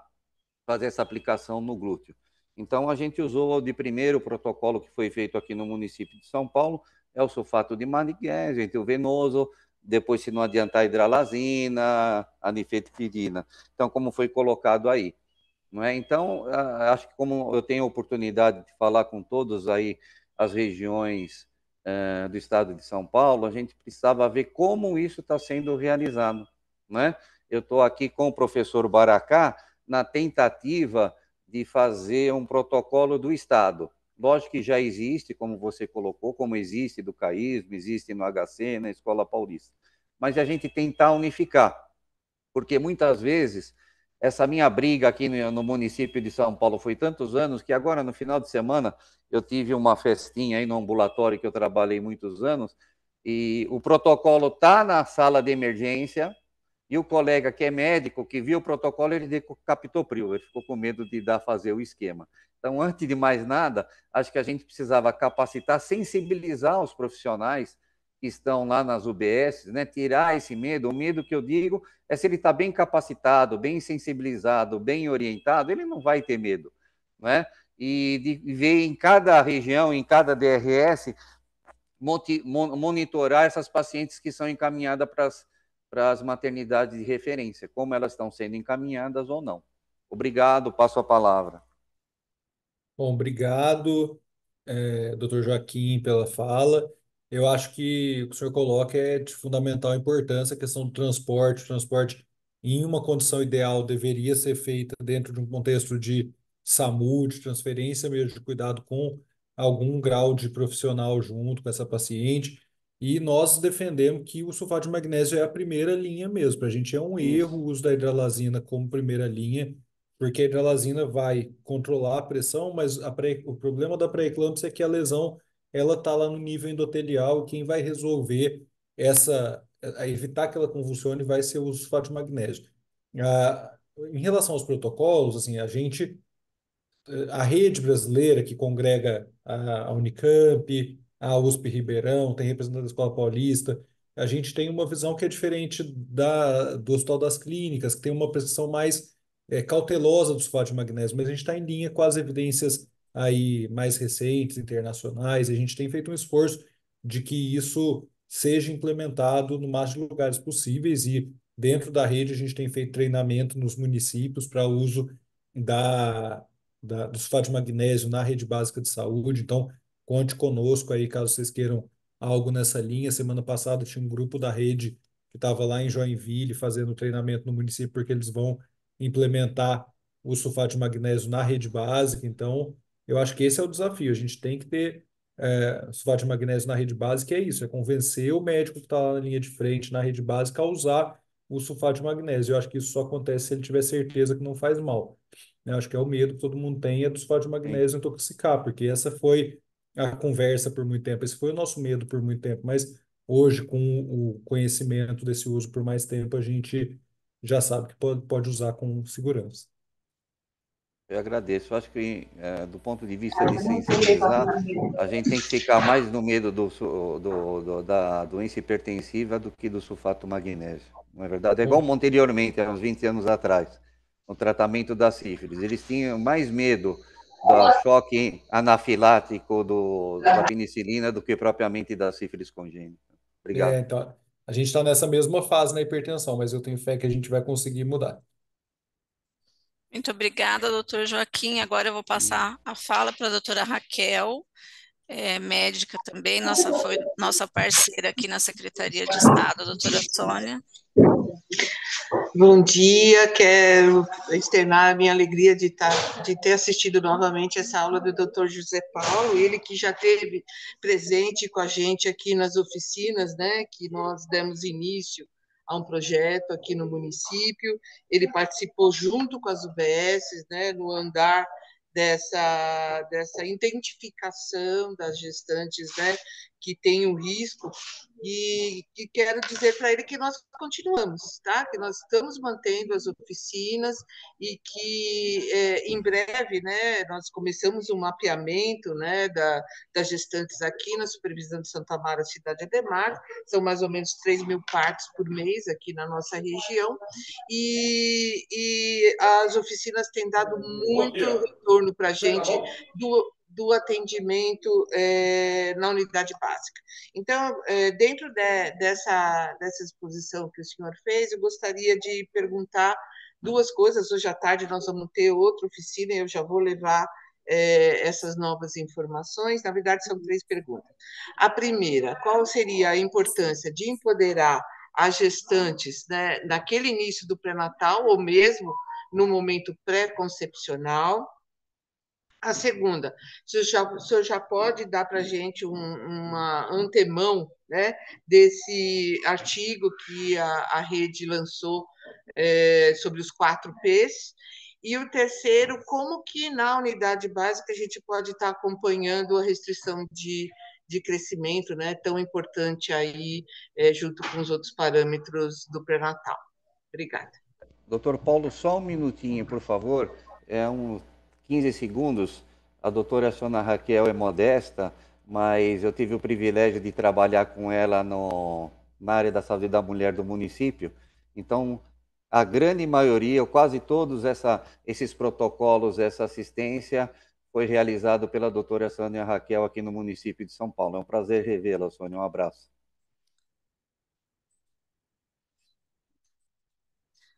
Bom, eu tive o prazer também de conhecer a doutora Sônia nessas oficinas que a gente fez. Foi uma oportunidade muito boa de a gente conseguir ver as realidades das unidades básicas de saúde. Eu acho que é muito no sentido de que a investigação de eventos negativos em obstetrícia, ela tem que ser uma investigação que não está focada em punição, né? Para o profissional saber qual é que foi o atraso, qual é que foi o problema que acabou levando àquele desfecho, né? E muito mais do que conscientizar toda a equipe para que casos que tiveram algum desfecho negativo, um óbito fetal, uma necessidade de sulfatação, eles sejam avaliados criticamente para evitar sua recorrência. Então, essa iniciativa que eu fui convidado a participar aí foi muito bacana. Espero que a gente possa participar em outros momentos novamente. Então, acho que assim, em relação à prevenção, existem, para mim, o foco da prevenção por morte materna, por pré-eclâmpsia, vai estar, contracepção adequada. Acho que esse é o primeiro ponto. A mulher não deve engravidar se ela não quiser engravidar. Então, e nesse contexto, a gente deve oferecer método contraceptivo adequado, DIU, Mirena, pílula, Implanon, enfim, o que for adequado para aquela mulher. E hoje em dia, aqui nas grandes cidades do estado, né? Então, não sei como é essa realidade nas cidades menores, mas pelo menos aqui em Campinas, no município de São Paulo, parece que tem uma disponibilidade muito grande dos LARC, e isso é peça fundamental para a gente poder reduzir a mortalidade. Não deixar aquela mulher que não quer engravidar, engravidar de forma não planejada, porque a adesão ao pré-natal vai ser pior, o segmento vai ser pior. Então, eu acho que esse é um dos primeiros pontos. O segundo ponto é para aquela mulher que precisa de prevenção, que ela receba a prevenção de forma adequada. Então, a minha paciente precisa de AS, precisa de carbonato de cálcio, eu preciso prescrever o AS e o carbonato de cálcio para ela o mais brevemente possível. E aí eu volto a provocar os senhores que estão na gestão, que a gente tem que discutir a possibilidade de que existam protocolos aí de prescrição pela enfermagem, que é quem faz a primeira consulta de pré-natal e depois, quando ela passa no médico, que isso seja reavaliado se há ou não necessidade de continuar com a medicação ou se o protocolo foi seguido. A terceira forma de a gente prevenir as mortes é a gente fazer busca ativa dos casos, né? A gente só vai diagnosticar pré-eclâmpsia se a gente procurar pré-eclâmpsia, né? Então, no Brasil, a prevalência de pré-eclâmpsia é de 6%, 6, 7%. Então, de 100 gestantes que eu tenho na minha unidade básica de saúde, só 6 a 7 vão ter a hipertensão. Se eu não procurar ativamente essa mulher, se eu não medir a pressão, se eu não perguntar de sintoma para aquela mulher de risco, se eu não fizer exame, se eu não fizer esse segmento, eu não vou diagnosticar. Então, eu preciso ser um investigador. O médico precisa andar com uma lupa atrás da pré-eclâmpsia, porque se ele fizer isso, ele vai diagnosticar. E por fim, parto no momento adequado. Então, o parto tem que acontecer durante o momento adequado para aquela mulher. A gente não vai conservar a gestação depois de 37 semanas ou diante da gravidade. Então, é melhor uma prematuridade do que um bebê morto dentro da barriga nesse contexto da pré-eclâmpsia. Se a gente não fizer o parto no momento adequado, essa placenta vai parar de funcionar e esse bebê não vai ter condição de resistir. E depois de 37 semanas não tem por que manter a gestação, porque o risco para essa mulher vai ser cada vez mais aumentado. E por fim, puerpério, gente. A gente esquece do puerpério, né? Eu falo isso aqui como médico, faço essa meia-culpa. A gente no puerpério, a gente foca muito na saúde do bebê, e é importante que a gente faça isso, mas a gente acaba esquecendo do segmento dessa mulher, de valorizar os sintomas dessa mulher. Então, a puérpera está com muita dor de cabeça, uma dor de cabeça que surgiu agora. Ah, não, mas puérpera sempre tem dor de cabeça porque está muito cansada. Não, pode ser que seja só cansaço, mas pode ser pré-eclâmpsia. Então a gente tem que buscar ativamente. Então, e o artigo que a rede publicou recentemente vai nessa linha dos 4 P's da prevenção, que é um artigo que está muito bem escrito. Eu acho que ele é de acesso gratuito, tá na nossa revista brasileira de ginecologia e obstetrícia. Então, é um artigo que ele coloca aí no contexto brasileiro essas medidas de prevenção. Em relação ao segmento da restrição de crescimento, ele tem que ser um segmento em unidade mais especializada, então não dá para essa paciente que tem um diagnóstico de uma restrição de crescimento fetal continuar sendo acompanhada só na unidade básica de saúde, porque o acompanhamento da restrição de crescimento fetal envolve ultrassonografia na maior parte dos casos, semanalmente. Então, essa é uma paciente que tem que ser acompanhada num serviço de referência, porque a restrição de crescimento fetal é possível que ela vá piorando, e aí a gente vai precisar ter um parto mais precoce. E quando está associado à hipertensão, uma coisa alimenta a outra, né? Quanto pior a restrição, pior vai sendo a pré-eclâmpsia. Quanto pior a pré-eclâmpsia, pior vai sendo a restrição. Então, essa é uma mulher para estar em ambiente hospitalar ou vinculada a algum ambulatório de moderado ou alto risco. Ok, então, muito obrigada, doutor Paulo.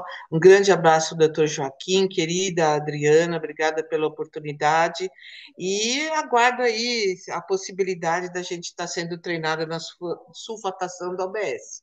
Esse é o pedido aí para vocês, gente. Prazer em revê-los. Muito obrigada.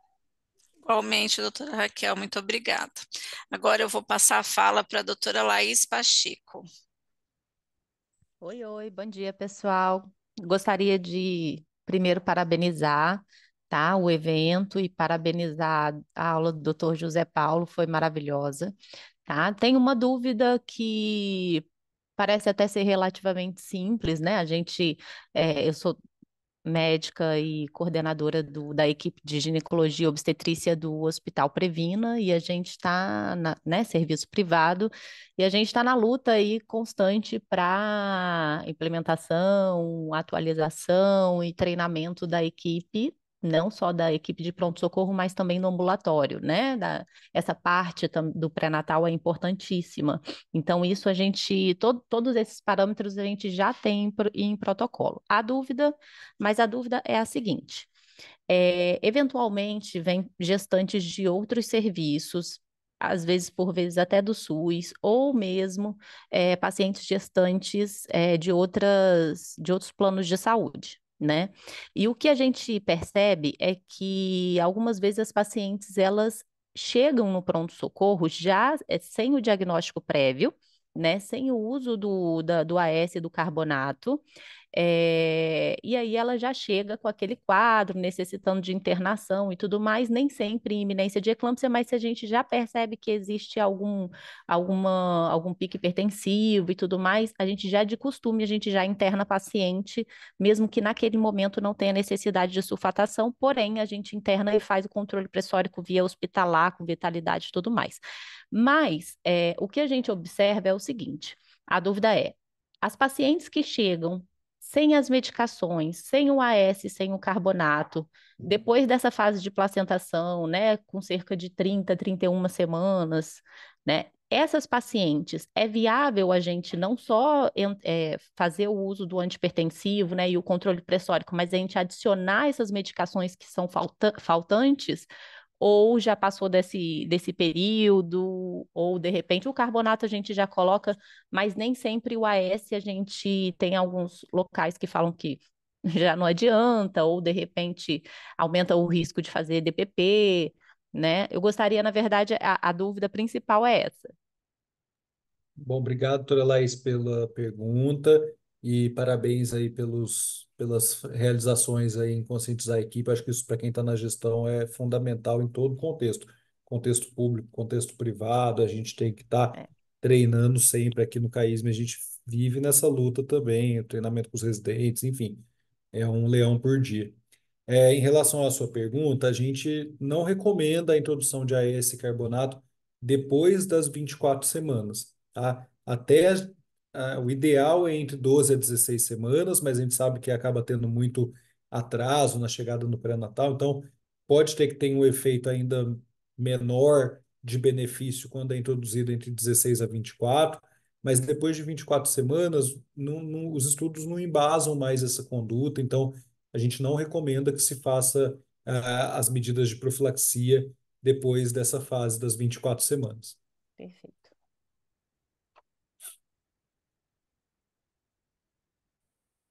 Quer comentar, doutora Laís?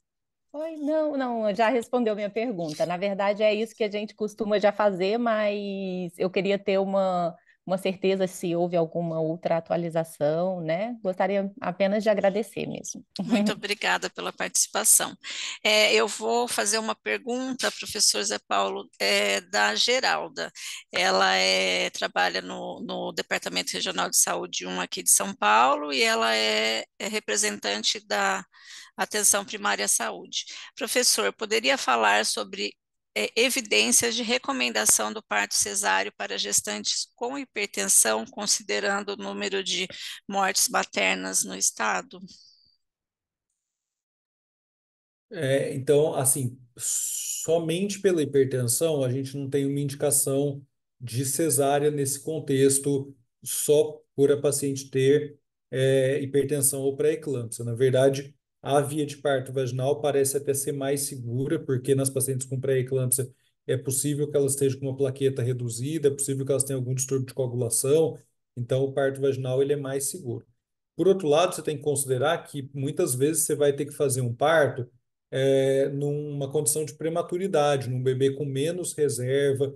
Então, a gente tem tido muito cuidado na indicação das induções com menos de 32 semanas, e é aquela história que a gente obstetra tem que se deparar sempre, né? Você vai fazer uma balança entre o interesse materno e o interesse fetal.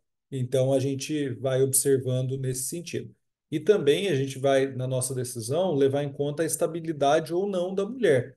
Então, no caso em que eu opte pela indução, eu tenho que vigiar essa mulher do ponto de vista laboratorial de 6 em 6 horas para observar se nesse intervalo ela não está avançando com algum tipo de plaquetopenia ou com algum distúrbio de coagulação e fazendo avaliação de vitalidade fetal de pelo menos 6 em 6 horas. Muito obrigada. Agora eu vou passar a palavra para a doutora Marlise, ela é enfermeira representando a Benfo de São Paulo, e eu a chamei no começo da minha fala, representando o Comitê Estadual da importância da atuação dos enfermeiros no pré-natal. Por favor, professora.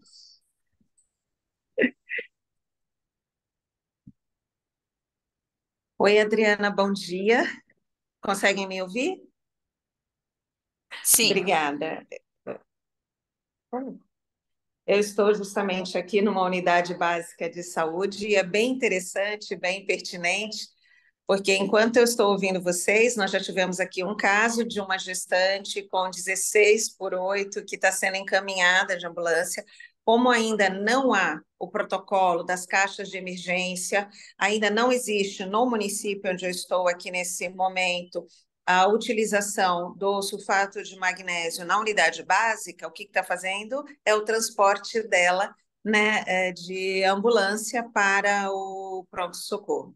Então, eu entendo como extremamente importante essa inserção do enfermeiro no pré-natal e tendo acesso às prescrições. Muitas vezes a gente tem restrição inadequada, porque de que o enfermeiro faça a prescrição medicamentosa. Dentro dos programas públicos de pré-natal envolvendo eles, nós temos a competência legal para prescrição de medicações que já estão dentro do protocolo institucional. Então, é importante apenas que isso seja reforçado em todos os municípios, em todo o nosso estado, de que a lei do nosso exercício profissional, 4.798 de 86, nos permite essa prescrição, desde que exista o protocolo clínico. Então, eu entendo como extremamente importante e pertinente, como a maioria das aberturas de pré-natal e depois do segmento também são feitos pelas enfermeiras de forma intercalada, no acompanhamento pré-natal, que seja realmente efetivado a a implementação dessas prescrições dentro dos protocolos institucionais. Eu vejo isso como um passo importante na redução da mortalidade materna, no trabalho em equipe, que faz com que o desfecho final do pré-natal seja aquilo desejado, uma mulher, uma gestante bem atendida. É claro que muitas vezes nós precisamos fazer a capacitação e educação permanente em serviço. Isso é um ponto extremamente importante. E nós não estamos abrindo mão disso, mas entendemos que todos nós, em conjuntos, tendo sempre essas capacitações permanentes que são feitas pelo próprio Comitê de Vigilância, nós temos muito a acrescentar em termos de um cuidado qualificado no pré-natal, que eu enxergo que é realmente assim, um evento importante para que a gente tenha uma mudança nesses resultados que nós temos, os desfechos que nós estamos tendo ainda de mortalidade materna com a hipertensão ou causas relacionadas a síndromes hipertensivas responsáveis por 20% dessas mortes maternas. Então, eu entendo como extremamente importante e agregador ter essas prescrições e também ter o envolvimento de toda a equipe fazendo essa mudança de chave. Tendo já a implementação dessas caixas de emergência, como você falou, Adriana, nos UBSs, nas unidades básicas de saúde, para que você tenha um acolhimento, um cuidado melhor. Eu sei de alguns resultados de pesquisas que vieram da região de Ribeirão Preto, onde algumas UBSs estão utilizando de uma forma de estudo, e quando a mulher já fez, na própria unidade básica de saúde, o sulfato de magnésio e chega no serviço hospitalar já medicada, ela tem uma resposta muito melhor e muito mais satisfatória, não havendo muitas vezes necessidade nem de ir para a unidade de tratamento intensivo, do que quando você não faz essa medicação já na unidade básica de saúde. E ela acaba, né, como o próprio outro médico estava comentando, convulsionando às vezes no carro ou convulsionando na ambulância até chegar no serviço de saúde. Então, eu vejo como extremamente importante esse trabalho em equipe, em conjunto, aprimorando os nossos serviços e a qualidade do pré-natal. E não só isso, né? A atuação da enfermagem também na unidade hospitalar, dando esse suporte, acompanhando todas as questões de alterações que essa mulher eventualmente está apresentando, ele é extremamente importante. É a enfermagem que fica 24 horas com o paciente. Então, conhecendo quais são os sinais de uma intoxicação por sulfato de magnésio, que são baixos, poucos, raros, um evento que acontece baixo, mas acompanhando como está a situação do volume do débito urinário, como está a situação da parte de sinais de uma alteração no nível de consciência, reflexos, né, tendíneos profundos. Então, tudo isso nos ajuda a trabalharmos em conjunto e nos capacita para um melhor desfecho para essas mulheres, que é tudo que nós queremos. Com certeza, eu acho que a participação de todas as equipes envolvidas nesse cuidado ele é fundamental. Não dá para a gente fazer tratamento de pré-eclâmpsia sem sulfato de magnésio, não é possível. Então tem que ter em todas as unidades básicas de saúde, tem que ter em todas as unidades. E um cuidado que eu acho que é importante também em relação a volume para essas mulheres, porque às vezes a gente tem o hábito de pegou um acesso, às vezes nos contextos de emergência, pega um acesso, já instala um sorinho, ou deixa um soro de 500 aberto ali para manter e tal. E essa é uma prática que a gente tem que ter cuidado na pré-eclâmpsia, porque a pré-eclâmpsia é uma doença que a paciente instabiliza hemodinamicamente muito rapidamente, faz edema agudo muito fácil. Então, esse é um cuidado também que a gente tem que ter, e eu acho que isso tem que estar aí na vista de todos os profissionais envolvidos. E nesses casos de hipertensão, a gente, ao pegar o acesso, não manter esse acesso sorolizado, com volume um pouco maior, porque isso pode aumentar o risco, mas concordo em tudo que a senhora falou, doutora Marilise. Obrigada, professor. Obrigada, professora. A gente tem, na realidade, não é uma pergunta, mas é uma afirmação da Bruna Crema, ela é articuladora do Departamento Regional de São José do Rio Preto. Ela coloca: penso que seria muito importante eventos de NIR/MIS materno estar na lista nacional de notificação compulsória, para que se tenha, pensando em indicador, né, dos sistemas de informação, para termos a real noção da quase morte e agir na ponta. Você poderia comentar para a gente, professor Zé Paulo, em relação ao NIR/MIS, no caso dos eventos de hipertensão? O NIR/MIS, então, pessoal, ele é, assim, em termos de marcador, em termos de sistema de saúde, ele mostra um evento tão grave quanto a morte. A diferença do NIR/MIS para a morte é que aquela paciente sobreviveu e tem história para contar, e a quem morreu não teve a mesma sorte que aquela que teve o NIR/MIS. Então, uma vez que a gente tem um NIR/MIS identificado, toda a investigação de morte materna deve ser feita também para esse NIR/MIS, porque ele indica problemas sistêmicos que em algumas mulheres vão dar como desfecho a morte, em outras mulheres vão dar como desfecho o near-miss. Então, o somatório de near-miss com os casos de morte materna vão nos contar a respeito dos desfechos maternos graves, e que desfecho materno grave em obstetrícia ele só acontece porque há uma conjunção de fatores, né? Então, houve algum atraso na chegada dessa mulher ao serviço de saúde. Ao chegar ao serviço de saúde, houve demora no atendimento e, dentro do tratamento, houve demora na instituição do tratamento adequado. Então, só acontece near miss e morte materna quando um desses três atrasos está presente. Então, a gente tem que investigar da mesma forma. Eu acho que é fundamental que tenham mesmo esses marcadores. Eu entendi que esse marcador do NIR/MIS ele era tabulado pela secretaria, mas então talvez essa informação não seja verdadeira, mas se não for, acho que temos que cobrar os É, gestores para isso. Na realidade, professor, é um trabalho que a gente traz, né, para esse cenário da vigilância e da prevenção. A gente traz, tem até um trabalho do Ministério da Saúde para que isso seja uma prática rotineira dos comitês, pensando aí na questão dessa avaliação, dessa investigação, permitir uma análise da qualidade da assistência ofertada. Nós temos um gap aí em relação a essa questão do NIR/MIS, mas tem um trabalho do Comitê Estadual para que os comitês regionais incluam isso em sua prática, porém, nos últimos anos aí a gente teve uma assistência dos comitês da vigilância como um todo se onerou, né, por conta da pandemia. Então agora a gente tem um resgate aí das estruturas para que a gente olhe e isso esteja no nosso dia a dia, identificando aí os casos que estejam sob maior risco de evolução para os casos graves. E óbvio, né, quando eu trouxe a questão de recomendação, as recomendações elas servem para isso, né, para que novos eventos não venham a ocorrer e que a gente possa ter aí com tudo aquilo que é ofertado, tudo aquilo que o doutor Joaquim colocou, que tem uma estruturação aí por conta, né, da coordenação da saúde da mulher, que a gente possa ter implementação e que permita medidas de tratamento rápida. Os comitês têm ferramenta, né?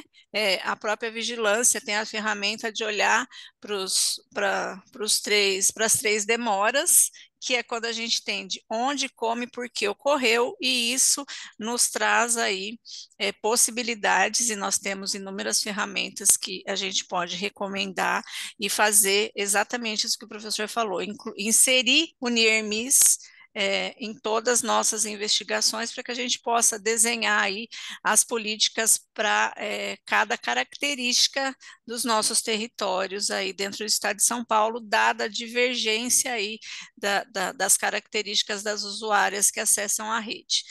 Gostaria que o Dr. Joaquim comentasse em relação ao NIRMIS materno, nossa prática aí dentro da atenção. Opa, estão me escutando? Então, Sim. aproveitar a oportunidade, né? Eu acho que a gente tem que colocar em prática, em primeiro lugar, o objetivo dessa reunião, né? Então, fica bem claro que nós temos que usar sulfato de magnésio, sulfato de magnésio, sulfato de magnésio, não é? Lógico que depois, se persistir, a gente pode usar, associar com a hidralazina e a nifepirina. E como a gente vai fazer esse transporte dessa paciente até a maternidade, não é? Treinar a capacidade, né? A enfermeira, a UBS. Isso é de suma importância, trabalhar em equipe, né? A doutora Sônia Raquel esteve aqui, a gente fez a capacitação nos profissionais das UBSs, que a paciente chegando, cada uma já sabe o que vai fazer, né? Do porventura, se não tiver a caixa de emergência, tem o carrinho de emergência, né? Porque muitas vezes demora para comprar caixa, ou a caixa usam para outra coisa, a gente tem o carrinho de emergência e a gente já pode se programar. Existe o protocolo, como o doutor Paulo colocou, pelo que eu entendi, é o protocolo que usa na unidade básica a aplicação intramuscular do sulfato. Eu gostaria até que o doutor Paulo pudesse comentar aí se ele tem alguma experiência aí na rede básica, que é referência aí da Unicamp, isso consegue ser feito ou não, porque aqui no município a gente não consegue. Pela própria expertise, não culpa do profissional, porque isso precisa uma prática diária do que é um serviço de referência de uma maternidade. Por isso que a gente coloca no protocolo o uso sem aplicação intramuscular. Se o senhor acha que isso é suficiente ou não, eu gostaria de dar uma avaliação para a gente ficar. Porque a tendência nossa aqui na Secretaria do Estado, embora eu estou aqui na saúde da mulher e com o professor Baracá, o professor Zugaib, mas nós aqui da atenção somos a favor do sulfato de magnésio. Não é? E essa experiência que é colocada que a gente quer difundir para todo o estado de São Paulo, por favor. Bom, essa última fala é a mais importante. Acho que a gente tem que estar do lado da evidência, a gente da rede está Sim. absolutamente disponível para auxiliar a Secretaria de Saúde nessas implementações. Aqui em Campinas a gente tem essa mesma dificuldade, a gente tem muita dificuldade na implementação do sulfato de magnésio na rede básica. A gente usou lá a Joinville como nosso piloto para isso, e isso a gente treinou mais de 90 profissionais de uma cidade que tem em torno de 600 mil habitantes. É um treinamento muito barato, porque essencialmente foram com simulações feitas com os próprios profissionais e funcionou muito bem. Eu acho que é um caminho a gente desmistificar o uso do sulfato de magnésio e disponibilizá-lo, né? Então, mas a gente ainda encontra muita restrição ao seu uso, mas eu acho que isso é treinamento, treinamento, treinamento, e as pessoas começarem a usá-lo, e uma vez começar a usar e ver que funciona, ver que a paciente chega lá para você com muita dor de cabeça, chorando de dor de cabeça, você faz os primeiros 10 ml de sulfato de magnésio, a dor de cabeça passa, ela melhora na sua frente, você tira com a mão. Então, eu acho que é isso, é treinamento. Também concordo com o senhor que não há sentido da gente fazer medicação IM nesse contexto. Até, não sei se a Marlise ainda está por aqui, mas parece que existe uma resolução do Corém que coloca que esse volume muito grande tem que ser dividido. Então, essa mulher teria que tomar 4 injeções para o esquema de Pritchard. Então, não faz sentido, não é factível, não é aplicável. Ao passo que esses 4 gramas da dose de ATAQV, eles te dão uma segurança de em torno de 4 horas para você transferir essa paciente. Então, você faz a dose de ataque, você não precisa instalar manutenção imediatamente, né? Você fez a dose de ataque, você tirou essa mulher da urgência, e esse magnésio vai ficar recirculante por mais umas 4 horas, Então, dá tranquilidade. Em 4 horas, eu acho que na maioria das cidades aqui do nosso estado, a gente consegue fazer uma transferência, principalmente pensando que ela está numa unidade primária, né, uma unidade básica. Então, acho que o caminho é esse, viu, doutor Joaquim? É treinamento e disponibilidade da droga. Então, fazendo isso, a gente vai conseguir ampliar a disponibilidade. Tem vez ou outra que algum ex-residente nosso liga aqui contando que fez o sulfato numa UPA ou fez sulfato na unidade básica de saúde. Então, tendo vontade do profissional que está e tendo disponibilidade da droga, a gente vai conseguir enfrentar esse problema. Obrigado. Obrigada, professor Zé Paulo. Tem uma pergunta, professor, não está identificado. Ótimo treinamento, parabéns. Gostaria de saber sobre as contraindicações do uso do AS como profilaxia da pré-eclâmpsia. Bom, a principal, talvez única alergia, única contraindicação seja a alergia ao AS, e aí, nesses casos, é possível ou se fazer uma dessensibilização, se houver disponibilidade aí de alergista na rede, ou, nos casos em que não houver, reforçar a importância das outras medidas de prevenção, quer seja prática de atividade física, consumo de cálcio adequado. Mas lembrar que a alergia por AS é muito infrequente, é muito rara, e no caso de a paciente chegar para você falando que tem alergia ao AS, investigar de fato o que é essa história dessa alergia, se essa paciente teve um rush cutâneo, se ela teve um quadro respiratório, ou se ela estava em vigência de algum quadro infeccioso, usou o AS e fez uma vermelhidão no corpo que passou em poucas horas. Isso não é alergia, isso provavelmente era efeito da própria doença de base. Então, esclarecer bem se essa alergia é verdadeira, é muito rara a alergia para AS, mas é a única contraindicação que a gente tem.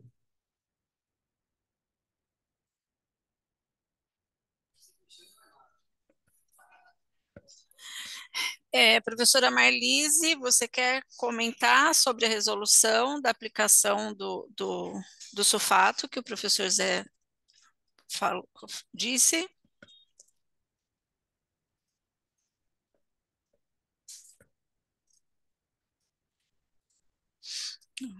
Bom, acho que a professora não está me ouvindo. Mais alguém tem alguma pergunta para trazer para o professor Zé Paulo?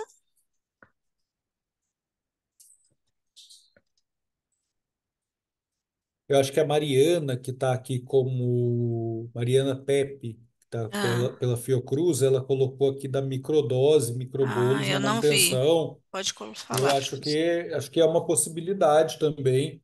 É, acho que é uma possibilidade de ser utilizada assim nesse serviço não conta com bomba de infusão, mas caso o sulfato tenha sido feito apenas para o transporte, eu acho que a gente tem tranquilidade com essa dose para as 4 horas. Eu acho que a gente está tranquilo nisso. Acho que quanto mais fácil for o uso, quanto menos treinamentos ele envolver, melhor, mais disponível ele vai ser. Se você tem uma equipe que já está habituada a fazer microdose, tanto melhor. Mas se for por uma questão de transporte, ela está numa unidade primária, vai ser transportada, eu fazer essas 4 gramas do ataque já me dá uma segurança boa para esse transporte dessa mulher. Professor Zé Paulo, a gente teve algumas aulas anteriores e bastante discussão em relação a essa questão de administrar, né, os USP ou o Pritchard. Nas aulas que a professora Rossana Puccinelli deu anteriormente, fica assim, a critério do gestor, né?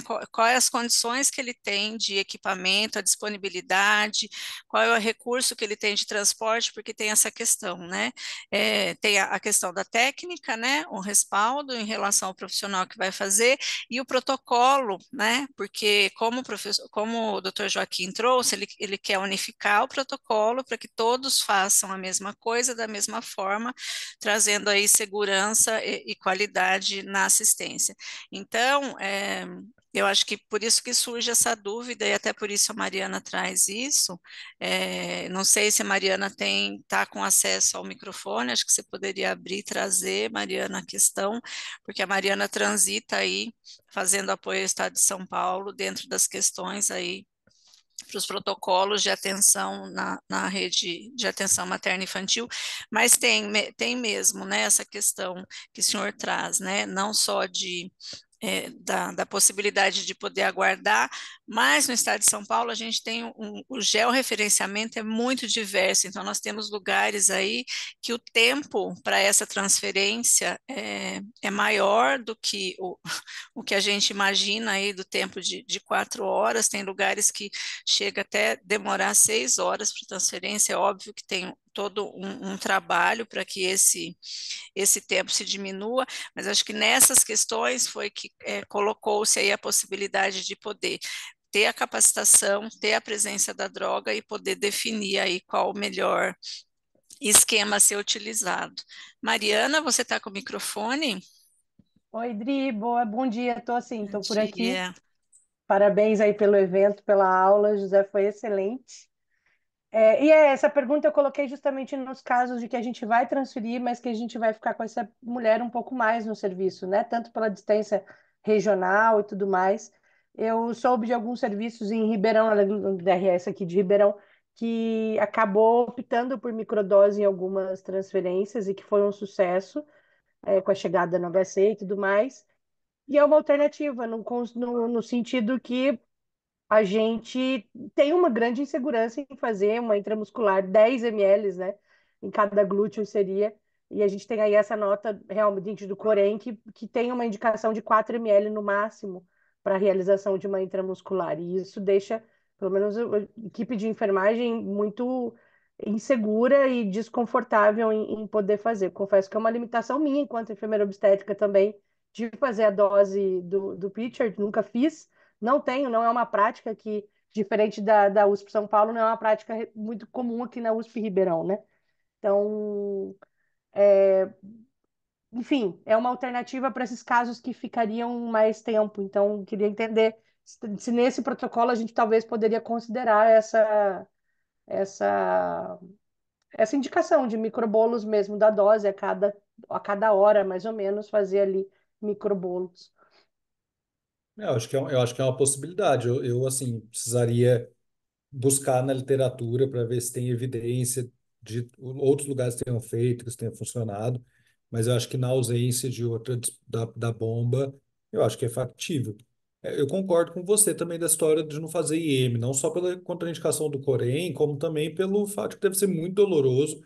Quem tem alguns colegas mais velhos que pegaram essa fase que se fazia o Prichard mais recorrentemente, eles falam que as pacientes tinham muita dor, tinha uma taxa aí não desprezível de abscesso glúteo. Então, hoje em dia, não faz mais sentido fazer o Prichard. O Prichard, para mim, deveria ser contraindicado no nosso contexto brasileiro, onde a gente tem acesso à via endovenosa. Ele faz sentido para país que ainda está no estágio para trás do nosso desenvolvimento. E se a gente propõe que o uso do sulfato seja liberal, a gente tem que fazer meios para que ele, de fato, seja acessível de forma liberal. Então, eu concordo aí com você, viu? E aqui na Unicamp, acho que a Unicamp e a USP Ribeirão, professor Cavalli, o pessoal aqui do nosso da hipertensão, a gente trabalha muito em linha, então a gente tem uma concordância muito grande nesse ponto. Acho que talvez a gente se beneficie muito em ter um protocolo estadual harmonizando essas coisas. A gente já está trabalhando com o Ministério da Saúde na construção de um protocolo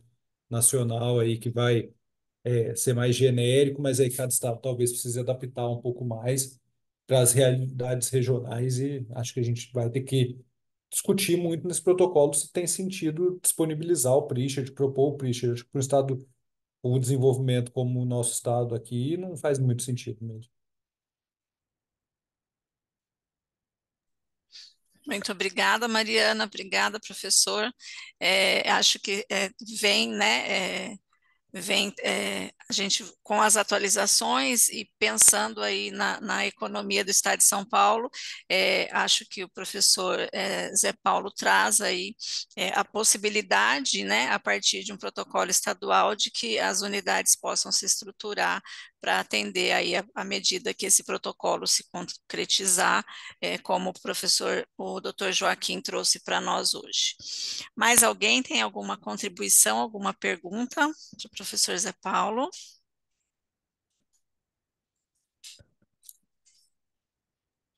Só mais uma coisinha, Adriana. Fica à vontade. Então, corroborando com o doutor Paulo, né? Até o protocolo aqui do município, só deve conhecer, da Sônia Raquel, já deve ter alguns anos, né, que não usa intramuscular, né? E olha, 100% de sucesso, né? O ponto que eu estou agora é de pegar esse protocolo, o professor Baracá pediu para discutir aí com a obstetrícia da OHC, né? Conversar com vocês, que são referência no grupo técnico que o Dr. Baracá tem, para a gente fechar esse protocolo sem a intramuscular, né? Pelo menos, isso eu estou falando a minha intenção. Agora vamos argumentar e ver o bom senso aí com vocês que são referências aí do Estado. Mas a tendência não, 100% é a gente fechar um protocolo aí para não ter dúvidas aí para as unidades básicas e etc. Obrigado. Obrigada, doutor Joaquim. Eu vou fazer minhas considerações e passar na sequência para o professor Zé Paulo. Agradecer a presença de todos, dizer que é um prazer que a gente possa estar junto em uma reunião, mais uma reunião ampliada, pensando na importância desse nosso encontro e que a gente possa, né, levar a partir dessa excelente aula, essa excelente capacitação, atualização no que diz respeito ao tema da hipertensão e o que ela pode trazer de injúrias, levando inclusive à ocorrência de mortes à mulher e à pessoa que está inserida no ciclo gravídico puerperal. Dizer que é a intenção do Comitê Estadual que a gente mantenha esses encontros cada vez mais frequentes, para que a gente possa, né, não só a partir da nossa missão, da nossa visão e dos valores que os comitês preconizam para a atenção à saúde materna e perinatal, para que a gente possa diminuir a morbimortalidade no estado de São Paulo. Muito obrigada a todos. Professor Zé Paulo, suas considerações. Bom, agradeço a todos e todas pela audiência e participação, agradeço a Adriana pelo convite. Acho que a luta da hipertensão é a luta principal nossa aqui no contexto da hipertensão, da contexto psicogravídico gestacional no estado de São Paulo, e a gente está num momento muito bom para enfrentar essa luta aí, porque aparentemente temos um apoio forte da Secretaria, e eu acho que só com o apoio dos gestores a gente consegue, de fato, enfrentar esse problema a partir de protocolos bem estabelecidos. Me coloco à disposição para participar desse grupo que for criar esse protocolo. Acho que a gente precisa ter gente de todas as escolas do estado de São Paulo, porque existem divergências importantes nessa condução e talvez tentar fazer a mesma forma que veio sendo feito nos últimos 30 anos, talvez não esteja funcionando. A gente precisa ampliar nosso escopo e eu acho que isso é importante para melhorar a qualidade da assistência às mulheres. Então, e volto a reforçar a história da prevenção, prevenção, prevenção. Não tenham medo de fazer AS carbonato de cálcio. A gente nunca se arrepende de prescrever um AS carbonato de cálcio para uma gestante, mas se ela desenvolve uma hipertensão muito precoce que a gente não tratou adequadamente, a gente se arrepende. Acho que é isso. Muito obrigado. Então, uma boa tarde para todos e todas. Boa tarde. Muito obrigada, professor, mais uma vez. Tchau, gente.